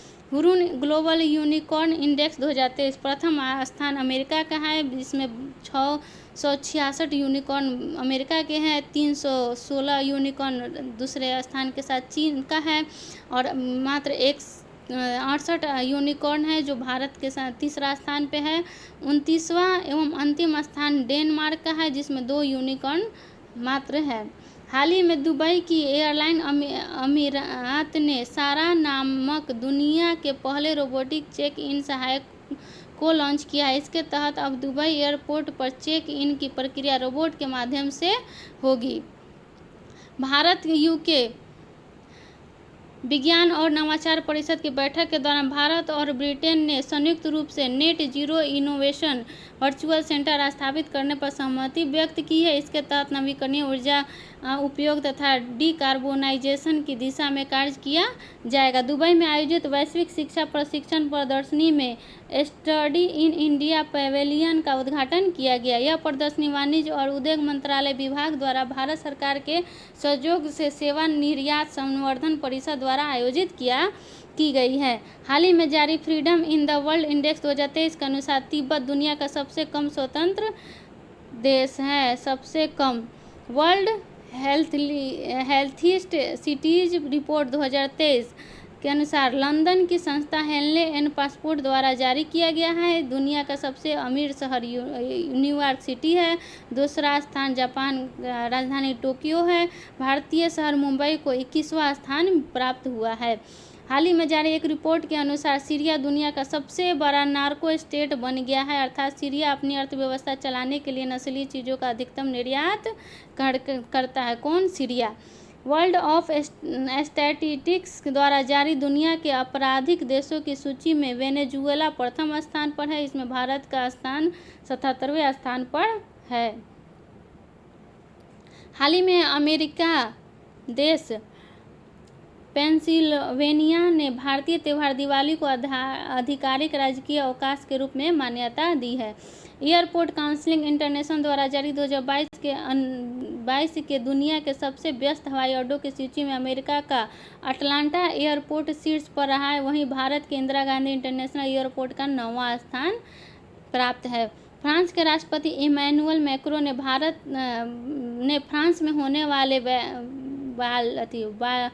बास्टिक डे परेड के लिए भारतीय प्रधानमंत्री नरेंद्र मोदी को आमंत्रित किया है। हाल ही में बहरीन ने देश में रोजगार सृजन और निवेश को आकर्षित करने के लिए गोल्डन लाइसेंस जारी किया है। यह लाइसेंस विभिन्न व्यवसायों को सेवाएं तथा लाभ प्रदान करेगा। भारत और नेपाल के बीच साझा मिथिला संस्कृति को बढ़ावा देने के लिए नेपाल के मध्य प्रदेश के धनुषा जिले में जनकपुरम धाम संस्कृति महोत्सव का आयोजन किया गया है। भारत की मेजबानी में 12 से 13 अप्रैल को शिक्षा मंत्रालय द्वारा SCO युवा लेखक सम्मेलन का आयोजन नई दिल्ली में किया गया। यह युवाओं को आधुनिक शिक्षा का अवसर प्रदान करेगी। अब आते हैं मार्च 2023 के अंतर्राष्ट्रीय करंट अफेयर पे। हाल ही में जारी हुरून ग्लोबल रिसर्च लिस्ट के अनुसार अपपतियों की संख्या के मामले में चीन तथा अमेरिका के बाद भारत तीसरे स्थान पर है। संयुक्त राष्ट्र विश्व जल विकास रिपोर्ट 2023 के अनुसार भारत 2050 तक जल की कमी से सबसे गंभीर रूप से प्रभावित देश हो सकता है। हाल ही में मिस्र ब्रिक्स के न्यू डेवलपमेंट बैंक का नया सदस्य बन गया है। कौन? मिस्र के राष्ट्रपति अब्दुल फतेह अल सीसी ने इसकी आधिकारिक घोषणा की है। 29 मार्च 2023 को नई दिल्ली में SCO सदस्य देशों के राष्ट्रीय सुरक्षा सलाहकारों की बैठक आयोजित की गई, जिसकी अध्यक्षता अजीत डोभाल ने की है। पाकिस्तान के हमजा यूसुफ स्कॉटलैंड के पहले मुस्लिम फर्स्ट मिनिस्टर प्रथम मंत्री चुने गए हैं। 22 से 24 मार्च 2023 तक संयुक्त राष्ट्र 2023 जल सम्मेलन न्यूयॉर्क में स्थित मुख्यालय में आयोजित किया गया है। मार्च 2023 में बांग्लादेश के प्रधानमंत्री शेख हसीना ने बांग्लादेश के पहले पनडुब्बी बेस BNS शेख हसीना का उद्घाटन किया है। जापान के प्रधानमंत्री फूमियो किशिदा ने नई दिल्ली में स्थित हैदराबाद हाउस में PM मोदी से मुलाकात की और प्रधानमंत्री नरेंद्र मोदी को हिरोशिमा में आयोजित होने वाले G7 शिखर सम्मेलन 2023 के लिए औपचारिक रूप से आमंत्रित किया गया है। प्रधानमंत्री नरेंद्र मोदी और ऑस्ट्रेलिया के प्रधानमंत्री एंथनी अल्बनीज ने नई दिल्ली में द्विपक्षीय वार्ता की। दोनों देशों के व्यापक रणनीतिक साझेदारी को और प्रगाढ़ करने की प्रतिबद्धता व्यक्त है। अंतर्राष्ट्रीय अपराध न्यायालय ने यूक्रेन में किए गए युद्ध अपराधों के लिए जिम्मेदार होने का आरोप लगाते हुए रूसी राष्ट्रपति व्लादिमीर पुतिन के खिलाफ गिरफ्तार वारंट जारी की है। बांग्लादेश मैत्री पाइपलाइन का उद्घाटन प्रधानमंत्री नरेंद्र मोदी और बांग्लादेश की PM शेख हसीना ने वीडियो कॉन्फ्रेंसिंग के जरिए किया। यह पाइपलाइन कुल 131.5 किलोमीटर लंबी है। इस पाइपलाइन का इस्तेमाल भारत से बांग्लादेश को डीजल आपूर्ति के लिए किया जाएगा।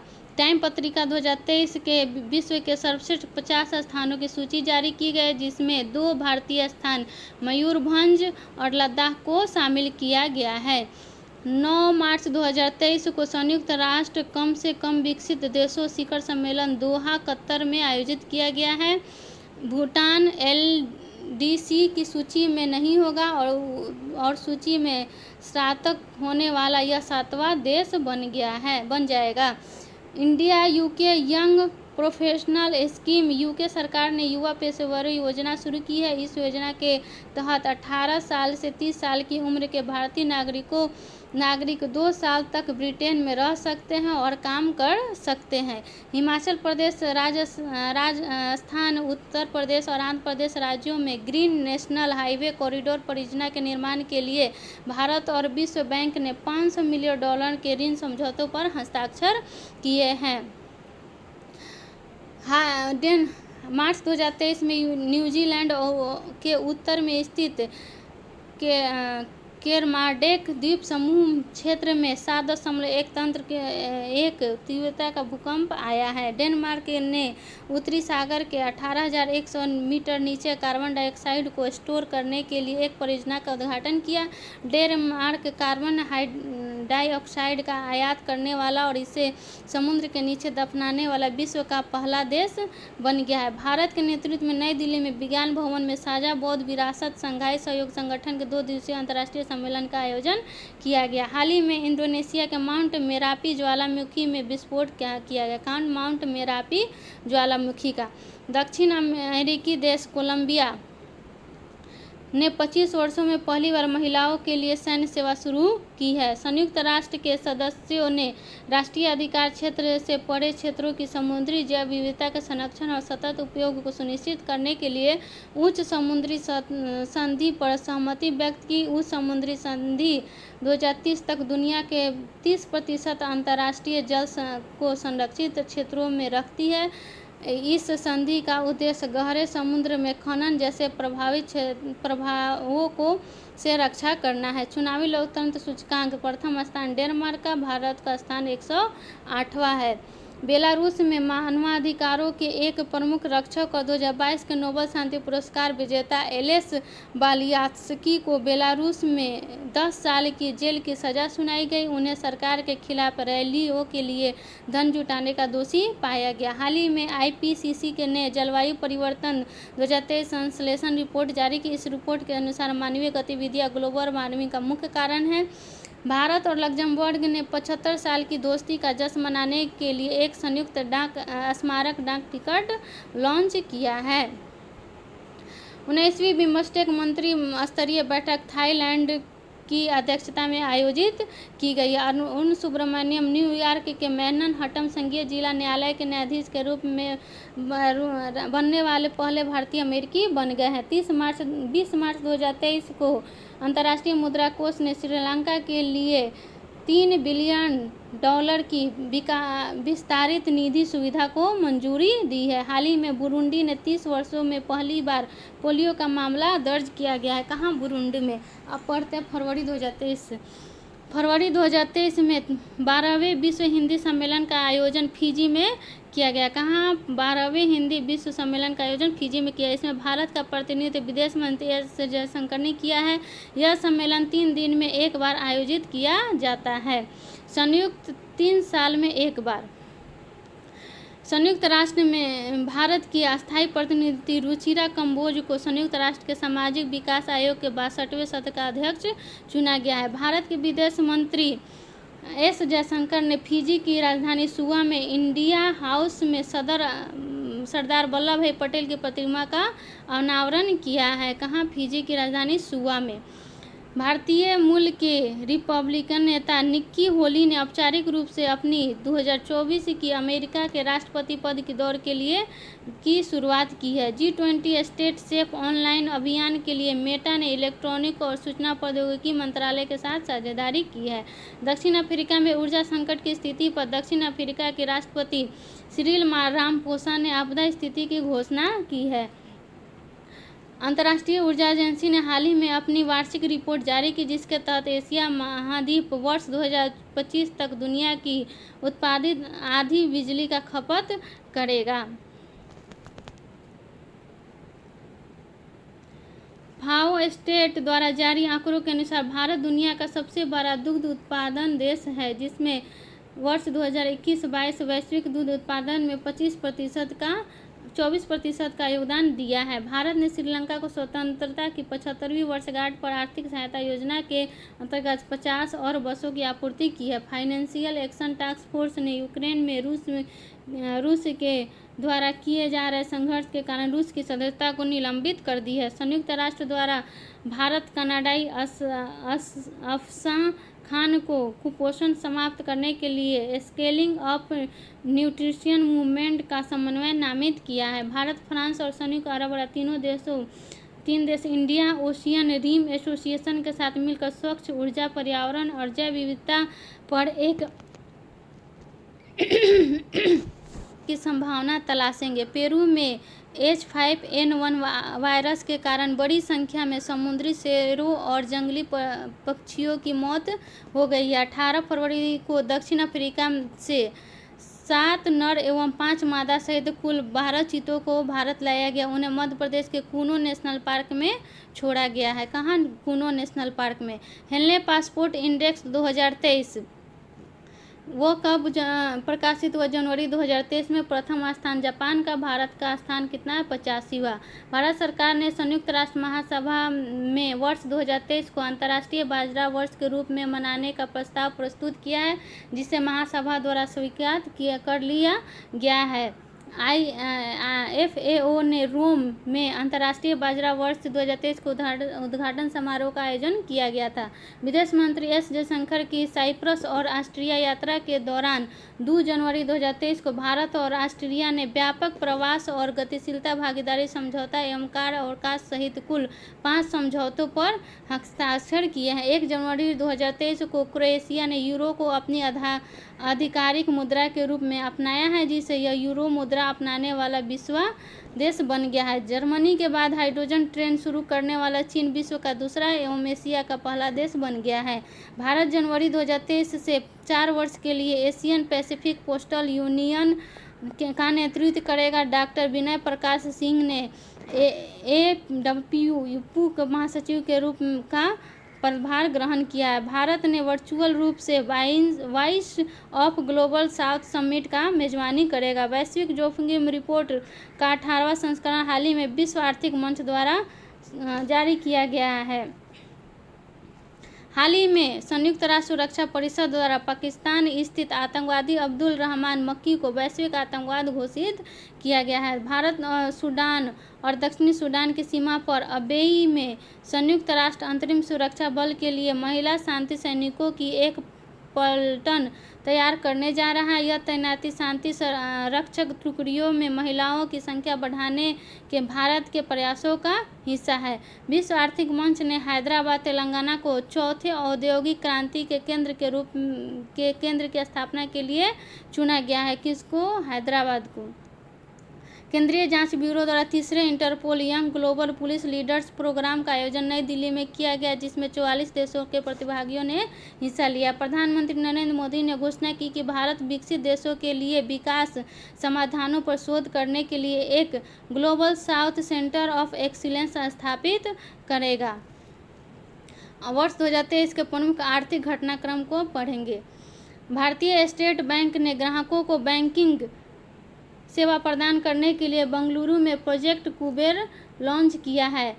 इवोल्व मिशन सिडबी द्वारा शुरू। उद्देश्य इलेक्ट्रॉनिक वाहन क्षेत्र में शामिल MSMEs के लिए वित्तीय सहायता प्रदान करना है। राष्ट्रीय सांख्यिकी कार्यालय ने वर्ष 2022-23 की पहली तिमाही में भारतीय अर्थव्यवस्था में 6.1% की उल्लेखनीय वृद्धि की पुष्टि की गई है। भारतीय रिजर्व बैंक ने वित्तीय समावेशन की प्रगति के निर्धारण के लिए अंतर्दृष्टि डैशबोर्ड लॉन्च किया है। विषय पर HDFC बैंक द्वारा शुरू। उद्देश्य यह एक खुदरा बैंकिंग पहल है जो अर्ध शहरी तथा ग्रामीण क्षेत्रों में ग्राहकों को आकर्षित करेगा। 100 डेज 100 पेज अभियान RBI द्वारा शुरू किया गया। उद्देश्य 100 दिनों के भीतर सभी जिलों में प्रत्येक बैंक में 100 लावारिस जमा राशि का पता लगाने तथा उसका निपटान करना है। सिटी यूनियन बैंक ने भारत का पहला वॉइस बायोमेट्रिक प्रमाणीकरण बैंक ऐप लॉन्च किया। यह ग्राहकों को मोबाइल ऐप में आवाज़ आधारित पहचान की सुविधा देगा। भारत निजी क्षेत्र के बैंक HDFC बैंक ने वित्तीय समावेशन को बढ़ावा देने के लिए बैंक स्मार्ट साथी लॉन्च किया है, जिसमें बिजनेस कॉरस्पोंडेंट तथा बिजनेस फैसिलिटेटर्स को बैंक से जोड़ेगा। RBI द्वारा जारी रिपोर्ट के अनुसार हरित वित्त पोषण के लिए देश की GDP 2.5 रहने का अनुमान लगाया गया है। प्रवाह पोर्टल RBI द्वारा लॉन्च किया गया है। उद्देश्य अनुरोध के लिए एक आवेदन पर निर्णय लेने हेतु समय सीमा प्रदान करना तथा प्रक्रिया को सरल बनाना है। IMF द्वारा जारी विश्व आर्थिक आउटलुक रिपोर्ट के अनुसार इस वित्त वर्ष में भारत की अर्थव्यवस्था 5.9% रहने की दर से बढ़ेगी। स्टॉकहोम अंतर्राष्ट्रीय शांति अनुसंधान संस्था SIPRI द्वारा जारी रिपोर्ट के अनुसार USA, चीन तथा रूस के बाद सैन्य खर्च के मामले में भारत चौथे स्थान पर है। संयुक्त राष्ट्र जारी रिपोर्ट के अनुसार भारत दुनिया का सबसे अधिक आबादी वाला देश बन गया। किसके अनुसार? संयुक्त राष्ट्र द्वारा। भारत की जनसंख्या 142.86 करोड़ हो गई है, वहीं चीन की 142.57 करोड़ जनसंख्या के साथ दूसरे स्थान पर है। राष्ट्रीय सांख्यिकी कार्यालय द्वारा वित्त वर्ष 2022-23 के अनुसार राष्ट्रीय आय से संबंधित दूसरे अग्रिम अनुमान जारी की गई है। प्रति व्यक्ति आय 98,118 रुपया प्रति व्यक्ति है। वर्तमान मूल्यों पर 1,72,000। प्राथमिक क्षेत्र का योगदान 21%, दूसरे क्षेत्र का योगदान 26.5%, तृतीय क्षेत्र का योगदान 52.5% हो गया है। हाल ही में बंधन बैंक द्वारा जहां बंधन वहां ट्रस्ट अभियान शुरू किया गया है, जिसका ब्रांड एम्बेसडर सौरभ गांगुली को बनाया गया है। आरबीआई ने प्रत्येक नागरिकों को डिजिटल भुगतान का उपयोगकर्ता बनाने के उद्देश्य से हर पेमेंट डिजिटल मिशन की शुरुआत की गई है। आयकर विभाग ने करदाताओं को उनके वार्षिक सूचना विवरण देखने के लिए AIS ऐप लॉन्च किया है। भारत और चीन के बीच वर्ष 2022 में व्यापार बढ़ करके 135.98 बिलियन अमेरिकी डॉलर के सार्वजनिक उच्च स्तर पर पहुंच गया है, जबकि चीन के साथ भारत का व्यापार घाटा पहली बार 100 बिलियन अमेरिकी डॉलर के आंकड़ों को पार कर गया है। 6 जनवरी 2023 को भारतीय रिजर्व बैंक ने घोषणा की कि वह 16,000 करोड़ रुपए के सॉवरेन ग्रीन बॉन्ड बेचेगा। HDFC बैंक ने एप्लीकेशन पोर्टफोलियो व डेटा परिदृश्य को आधुनिक बनाने के लिए माइक्रोसॉफ्ट के साथ साझेदारी की है। RBI ने अक्टूबर 2022 में सेंट्रल बैंक डिजिटल करेंसी पर एक कॉन्सेप्ट नोट जारी किया, जो नोटों का एक डिजिटल रूप है। वर्ष 2023 के प्रमुख रक्षा विज्ञान एवं प्रौद्योगिकी घटनाक्रम जून 2023 के पढ़ेंगे। हाल ही में भारतीय नौसेना ने चौथे सर्वे वेसेल्स युद्धपोत संशोधक को चेन्नई के कट्टुपल्ली में लॉन्च किया। इसका निर्माण ALD गॉर्डन रीच शिप बिल्डर्स एंड इंजीनियरिंग कोलकाता द्वारा किया गया। भारत, फ्रांस तथा UAE के बीच त्रिपक्षीय सहयोग को मजबूत करने के लिए भारत फ्रांस UAE समुद्री साझेदारी अभ्यास का आयोजन ओमान की खाड़ी में किया गया है। हाल ही में चेन्नई बंदरगाह ने भारत का पहला अंतर्राष्ट्रीय पर्यटन क्रूज पूर्वोत्तर श्रीलंका के लिए रवाना हुआ। इस क्रूज का नाम MV इम्प्रेस है। इसमें लगभग 3,000 यात्रियों को ले जाया जा सकता है। DRDO द्वारा भारतीय नौसेना के लिए विकसित पनडुब्बी रोधी टॉर्पीडो व रुणाश्रय का सफल परीक्षण किया गया। पानी के भीतर खतरों का मुकाबला करने के लिए सक्षम है। भारत हाल ही में DRDO द्वारा उड़ीसा के APJ अब्दुल कलाम से अग्नि प्राइम बैलिस्टिक मिसाइल का सफल परीक्षण किया गया।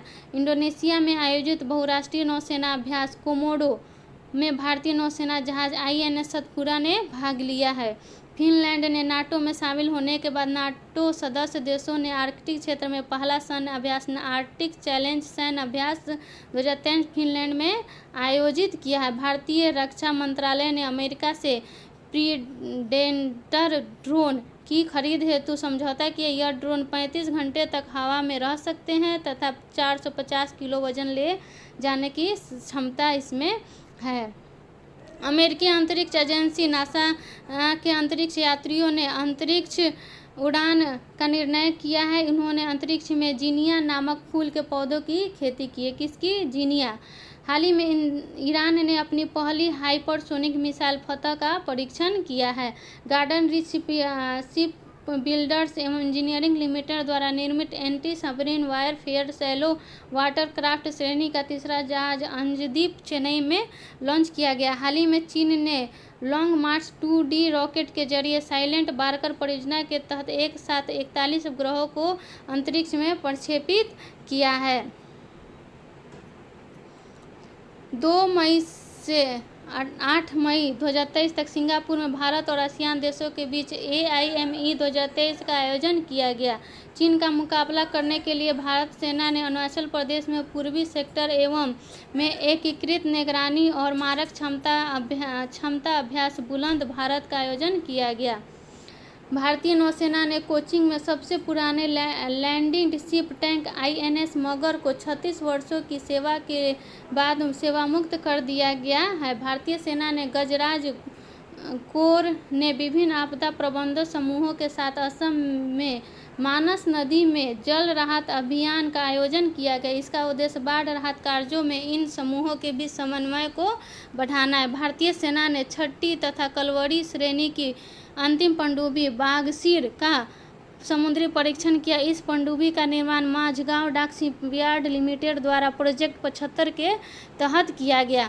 निजी अंतरिक्ष कंपनी एनजीओम स्पेस ने अंतर्राष्ट्रीय अंतरिक्ष स्टेशन के लिए एक्जिमो मिशन 2 लॉन्च किया। इस मिशन में 4 अंतरिक्ष यात्रियों को भेजा गया, जिसमें सऊदी अरब की पहली महिला एस्ट्रोनॉट रेयन बर्नाबी भी शामिल है। जर्मनी में आयोजित अंतर्राष्ट्रीय सुपर कंप्यूटर सम्मेलन में भारत के पुणे स्थित एआई सुपर कंप्यूटर एरावत ने शीर्ष 500 ग्लोबल कंप्यूटिंग सूची में 75वां स्थान प्राप्त किया है। भारतीय सेना ने राजस्थान तथा पंजाब के पश्चिमी सीमा पर रक्षा अभ्यास दूरदर्शन शक्ति 2023 का आयोजन किया है। प्रोजेक्ट संजय भारतीय सेना द्वारा किया गया उद्देश्य युद्ध क्षेत्र में निगरानी प्रणाली को मजबूत करना है। स्टार्टअप कार्यक्रम। हाल ही में इसरो ने स्नातक तथा स्नातकोत्तर छात्रों को अंतरिक्ष विज्ञान एवं प्रौद्योगिकी संबंधित प्रारंभिक प्रशिक्षण देने के लिए इस कार्यक्रम की शुरुआत की है। आई ड्रोन पहल। India council of medical research ने ड्रोन के माध्यम से स्वास्थ्य केंद्रों पर तक ब्लड बैंक पहुंचाने के लिए इस पहल की शुरुआत की है। हाल ही में इसरो ने एक्स-रे पोलारीमीटर सैटेलाइट लॉन्च करने के लिए रमन रिसर्च इंस्टीट्यूट के सहयोग से लिया है। यह उपग्रह चमकीले खगोलीय एक्स-रे स्रोतों की गतिविधियों का अध्ययन करेंगे।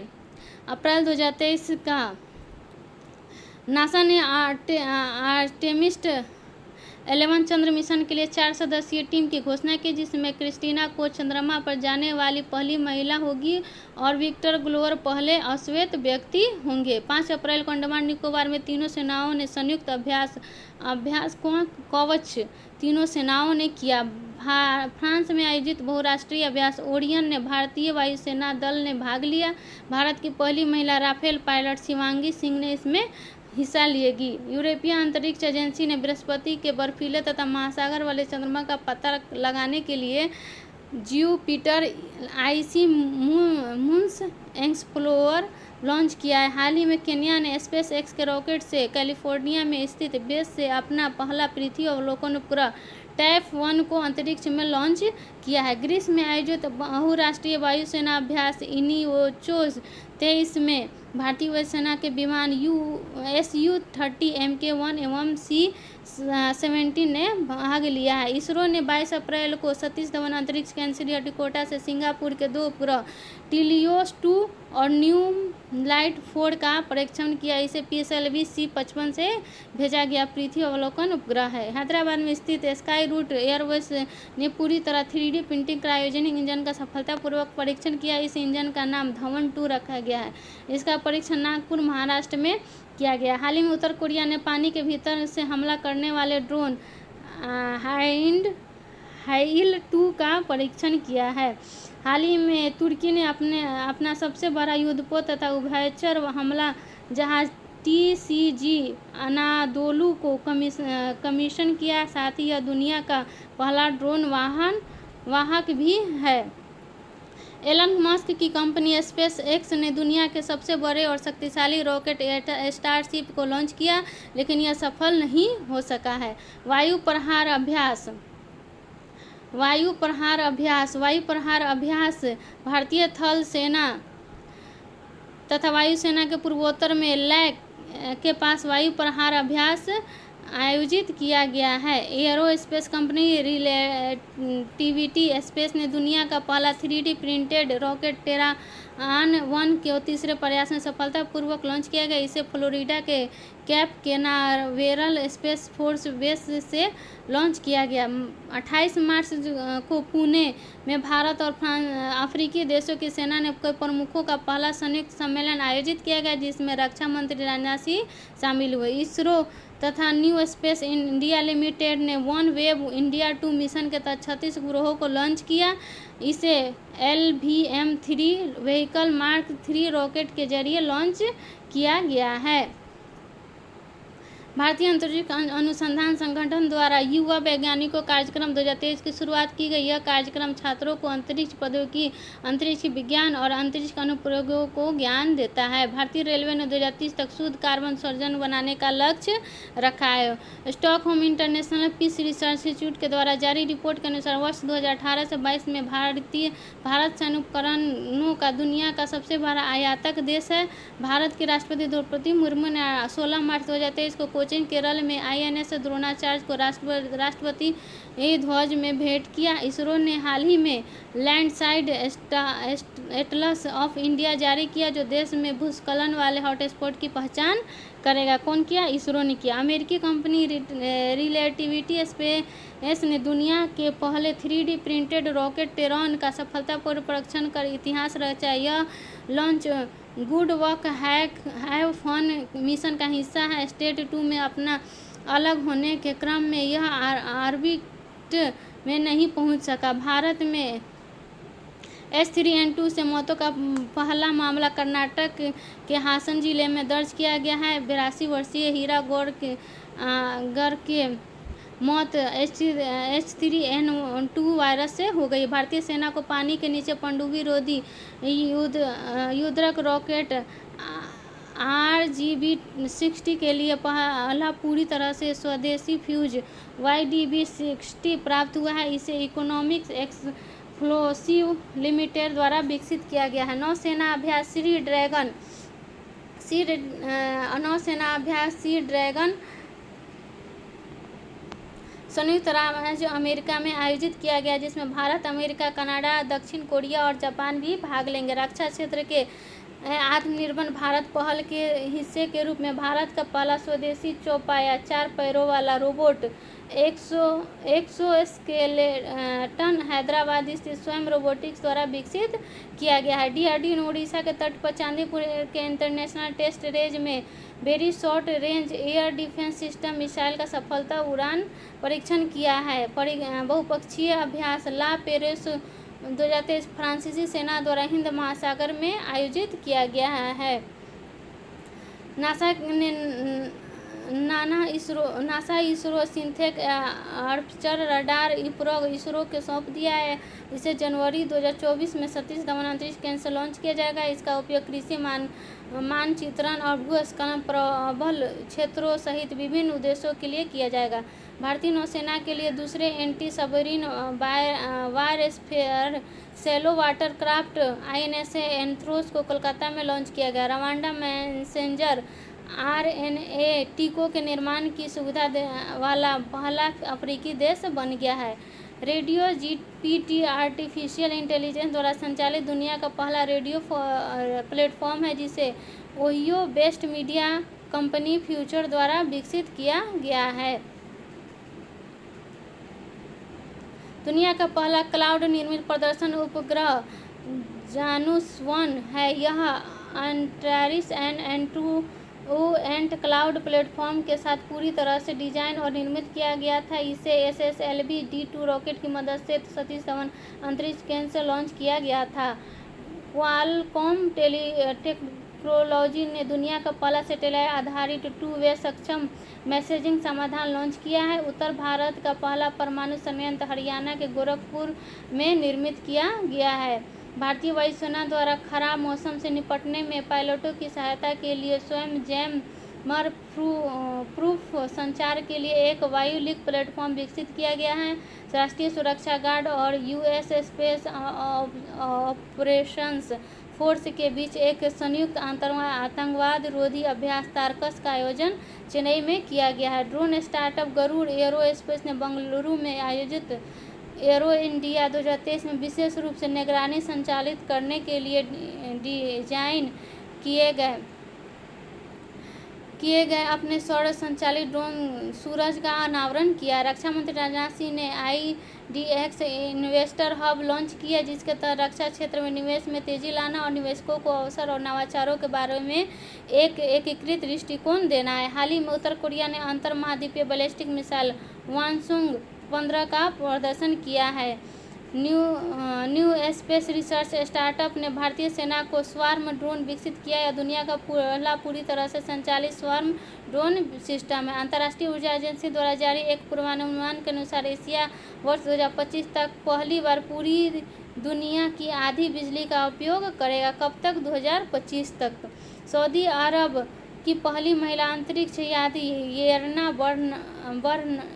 बर्नावी इस साल अंतर्राष्ट्रीय अंतरिक्ष स्टेशन के मिशन पर अपने साथी सऊदी अली अल कर्नी के साथ शामिल होगी। वे दोनों निजी अंतरिक्ष कंपनी एक्सियोम स्पेस के एक मिशन के हिस्से के रूप में स्पेस एक्स के ड्रैगन अंतरिक्ष यान में जाएंगे। इसरो ने श्रीहरिकोटा आंध्र प्रदेश के सतीश धवन अंतरिक्ष केंद्र से लघु उपग्रह प्रक्षेपण यान के दूसरे संस्करण का सफलतापूर्वक परीक्षण किया। केंद्रीय मंत्री नितिन गडकरी ने स्काई यूटीएम का अनावरण किया, जो विश्व के सबसे अत्याधुनिक क्लाउड आधारित मानव रहित यातायात प्रबंधन प्रणाली है।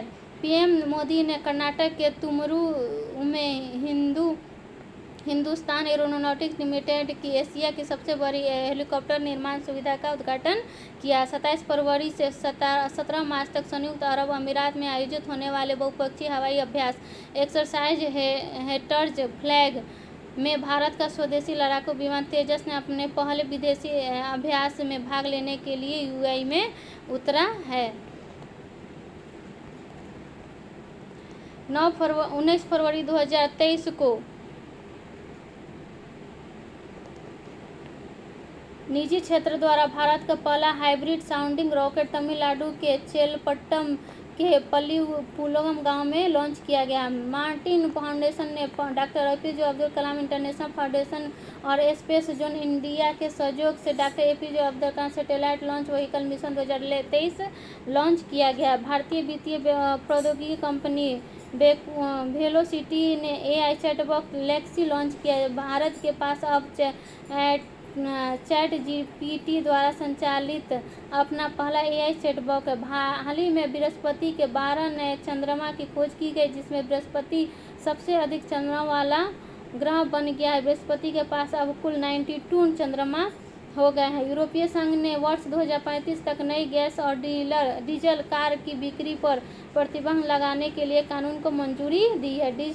इटली के शोधकर्ताओं ने अल्मा का उपयोग करके एक ब्लैक गैलेक्सी का अदृश्य गैलेक्सी की खोज की है। एनटीपीसी और गुजरात गैस लिमिटेड ने संयुक्त रूप से भारत की पहली हरित हाइड्रोजन सम्मिश्रण परियोजना की शुरुआत की है। जापान को पीछे छोड़कर भारत विश्व का तीसरा सबसे बड़ा ऑटो बाजार वाला बन गया है। ब्लू फ्रूट रोग से मधुमक्खियों की होने वाली मौतों को रोकने के लिए दुनिया की पहली वैक्सीन का इस्तेमाल को अमेरिका ने मंजूरी दे दी है। रूस के अंतरिक्ष यान सोयूज MS-22 के क्षतिग्रस्त हो जाने के बाद अपने 3 पूर्व सदस्यों को वापस लाने के लिए रूस अंतर्राष्ट्रीय अंतरिक्ष स्टेशन पर सोयूज MS-23 अंतरिक्ष यान भेजेगा।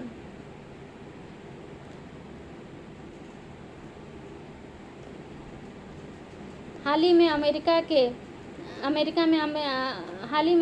के जेम्स वेब टेलीस्कोप ने पृथ्वी के आकार के बराबर एक एक्सोप्लैनेट LHS 475b की खोज किया। स्टार्टअप फर्म IC ड्रोन द्वारा भारत का पहला 5G सक्षम ड्रोन विकसित किया गया है, जो वर्टिकल टेक ऑफ और लैंडिंग में सक्षम है। इसे स्काई हॉक नाम दिया गया। भारतीय सेना द्वारा सैन्य रण क्षेत्र हैकाथॉन 2.0 लॉन्च किया गया है। उत्तर प्रदेश के अमेठी में भारत एवं रूस ने संयुक्त रूप से AK-203 असॉल्ट राइफलों का उत्पादन शुरू किया गया है। IIT मद्रास प्रवर्तक टेक्नोलॉजी फाउंडेशन ने स्वदेशी रूप से विकसित मोबाइल ऑपरेटिंग सिस्टम भारोस को इनक्यूबेटिव फॉर्म बनाया है। प्रिंटिंग योजना के तहत भारतीय नौसेना स्वायत्त हथियार युक्त नाव फॉर स्वार्म प्राप्त करेगी। लुमिनस कंपनी द्वारा भारत का पहला हरित ऊर्जा आधारित सौर पैनल कारखाना उत्तराखंड में बनाया जाएगा। भारतीय नौसेना द्वारा हिंद महासागर में समुद्री अभ्यास ट्रोपेक्स 23 का आयोजन किया जाएगा। इसी के साथ राष्ट्रीय, अंतर्राष्ट्रीय, आर्थिक और विज्ञान प्रौद्योगिकी रक्षा के साथ ये खत्म हुआ।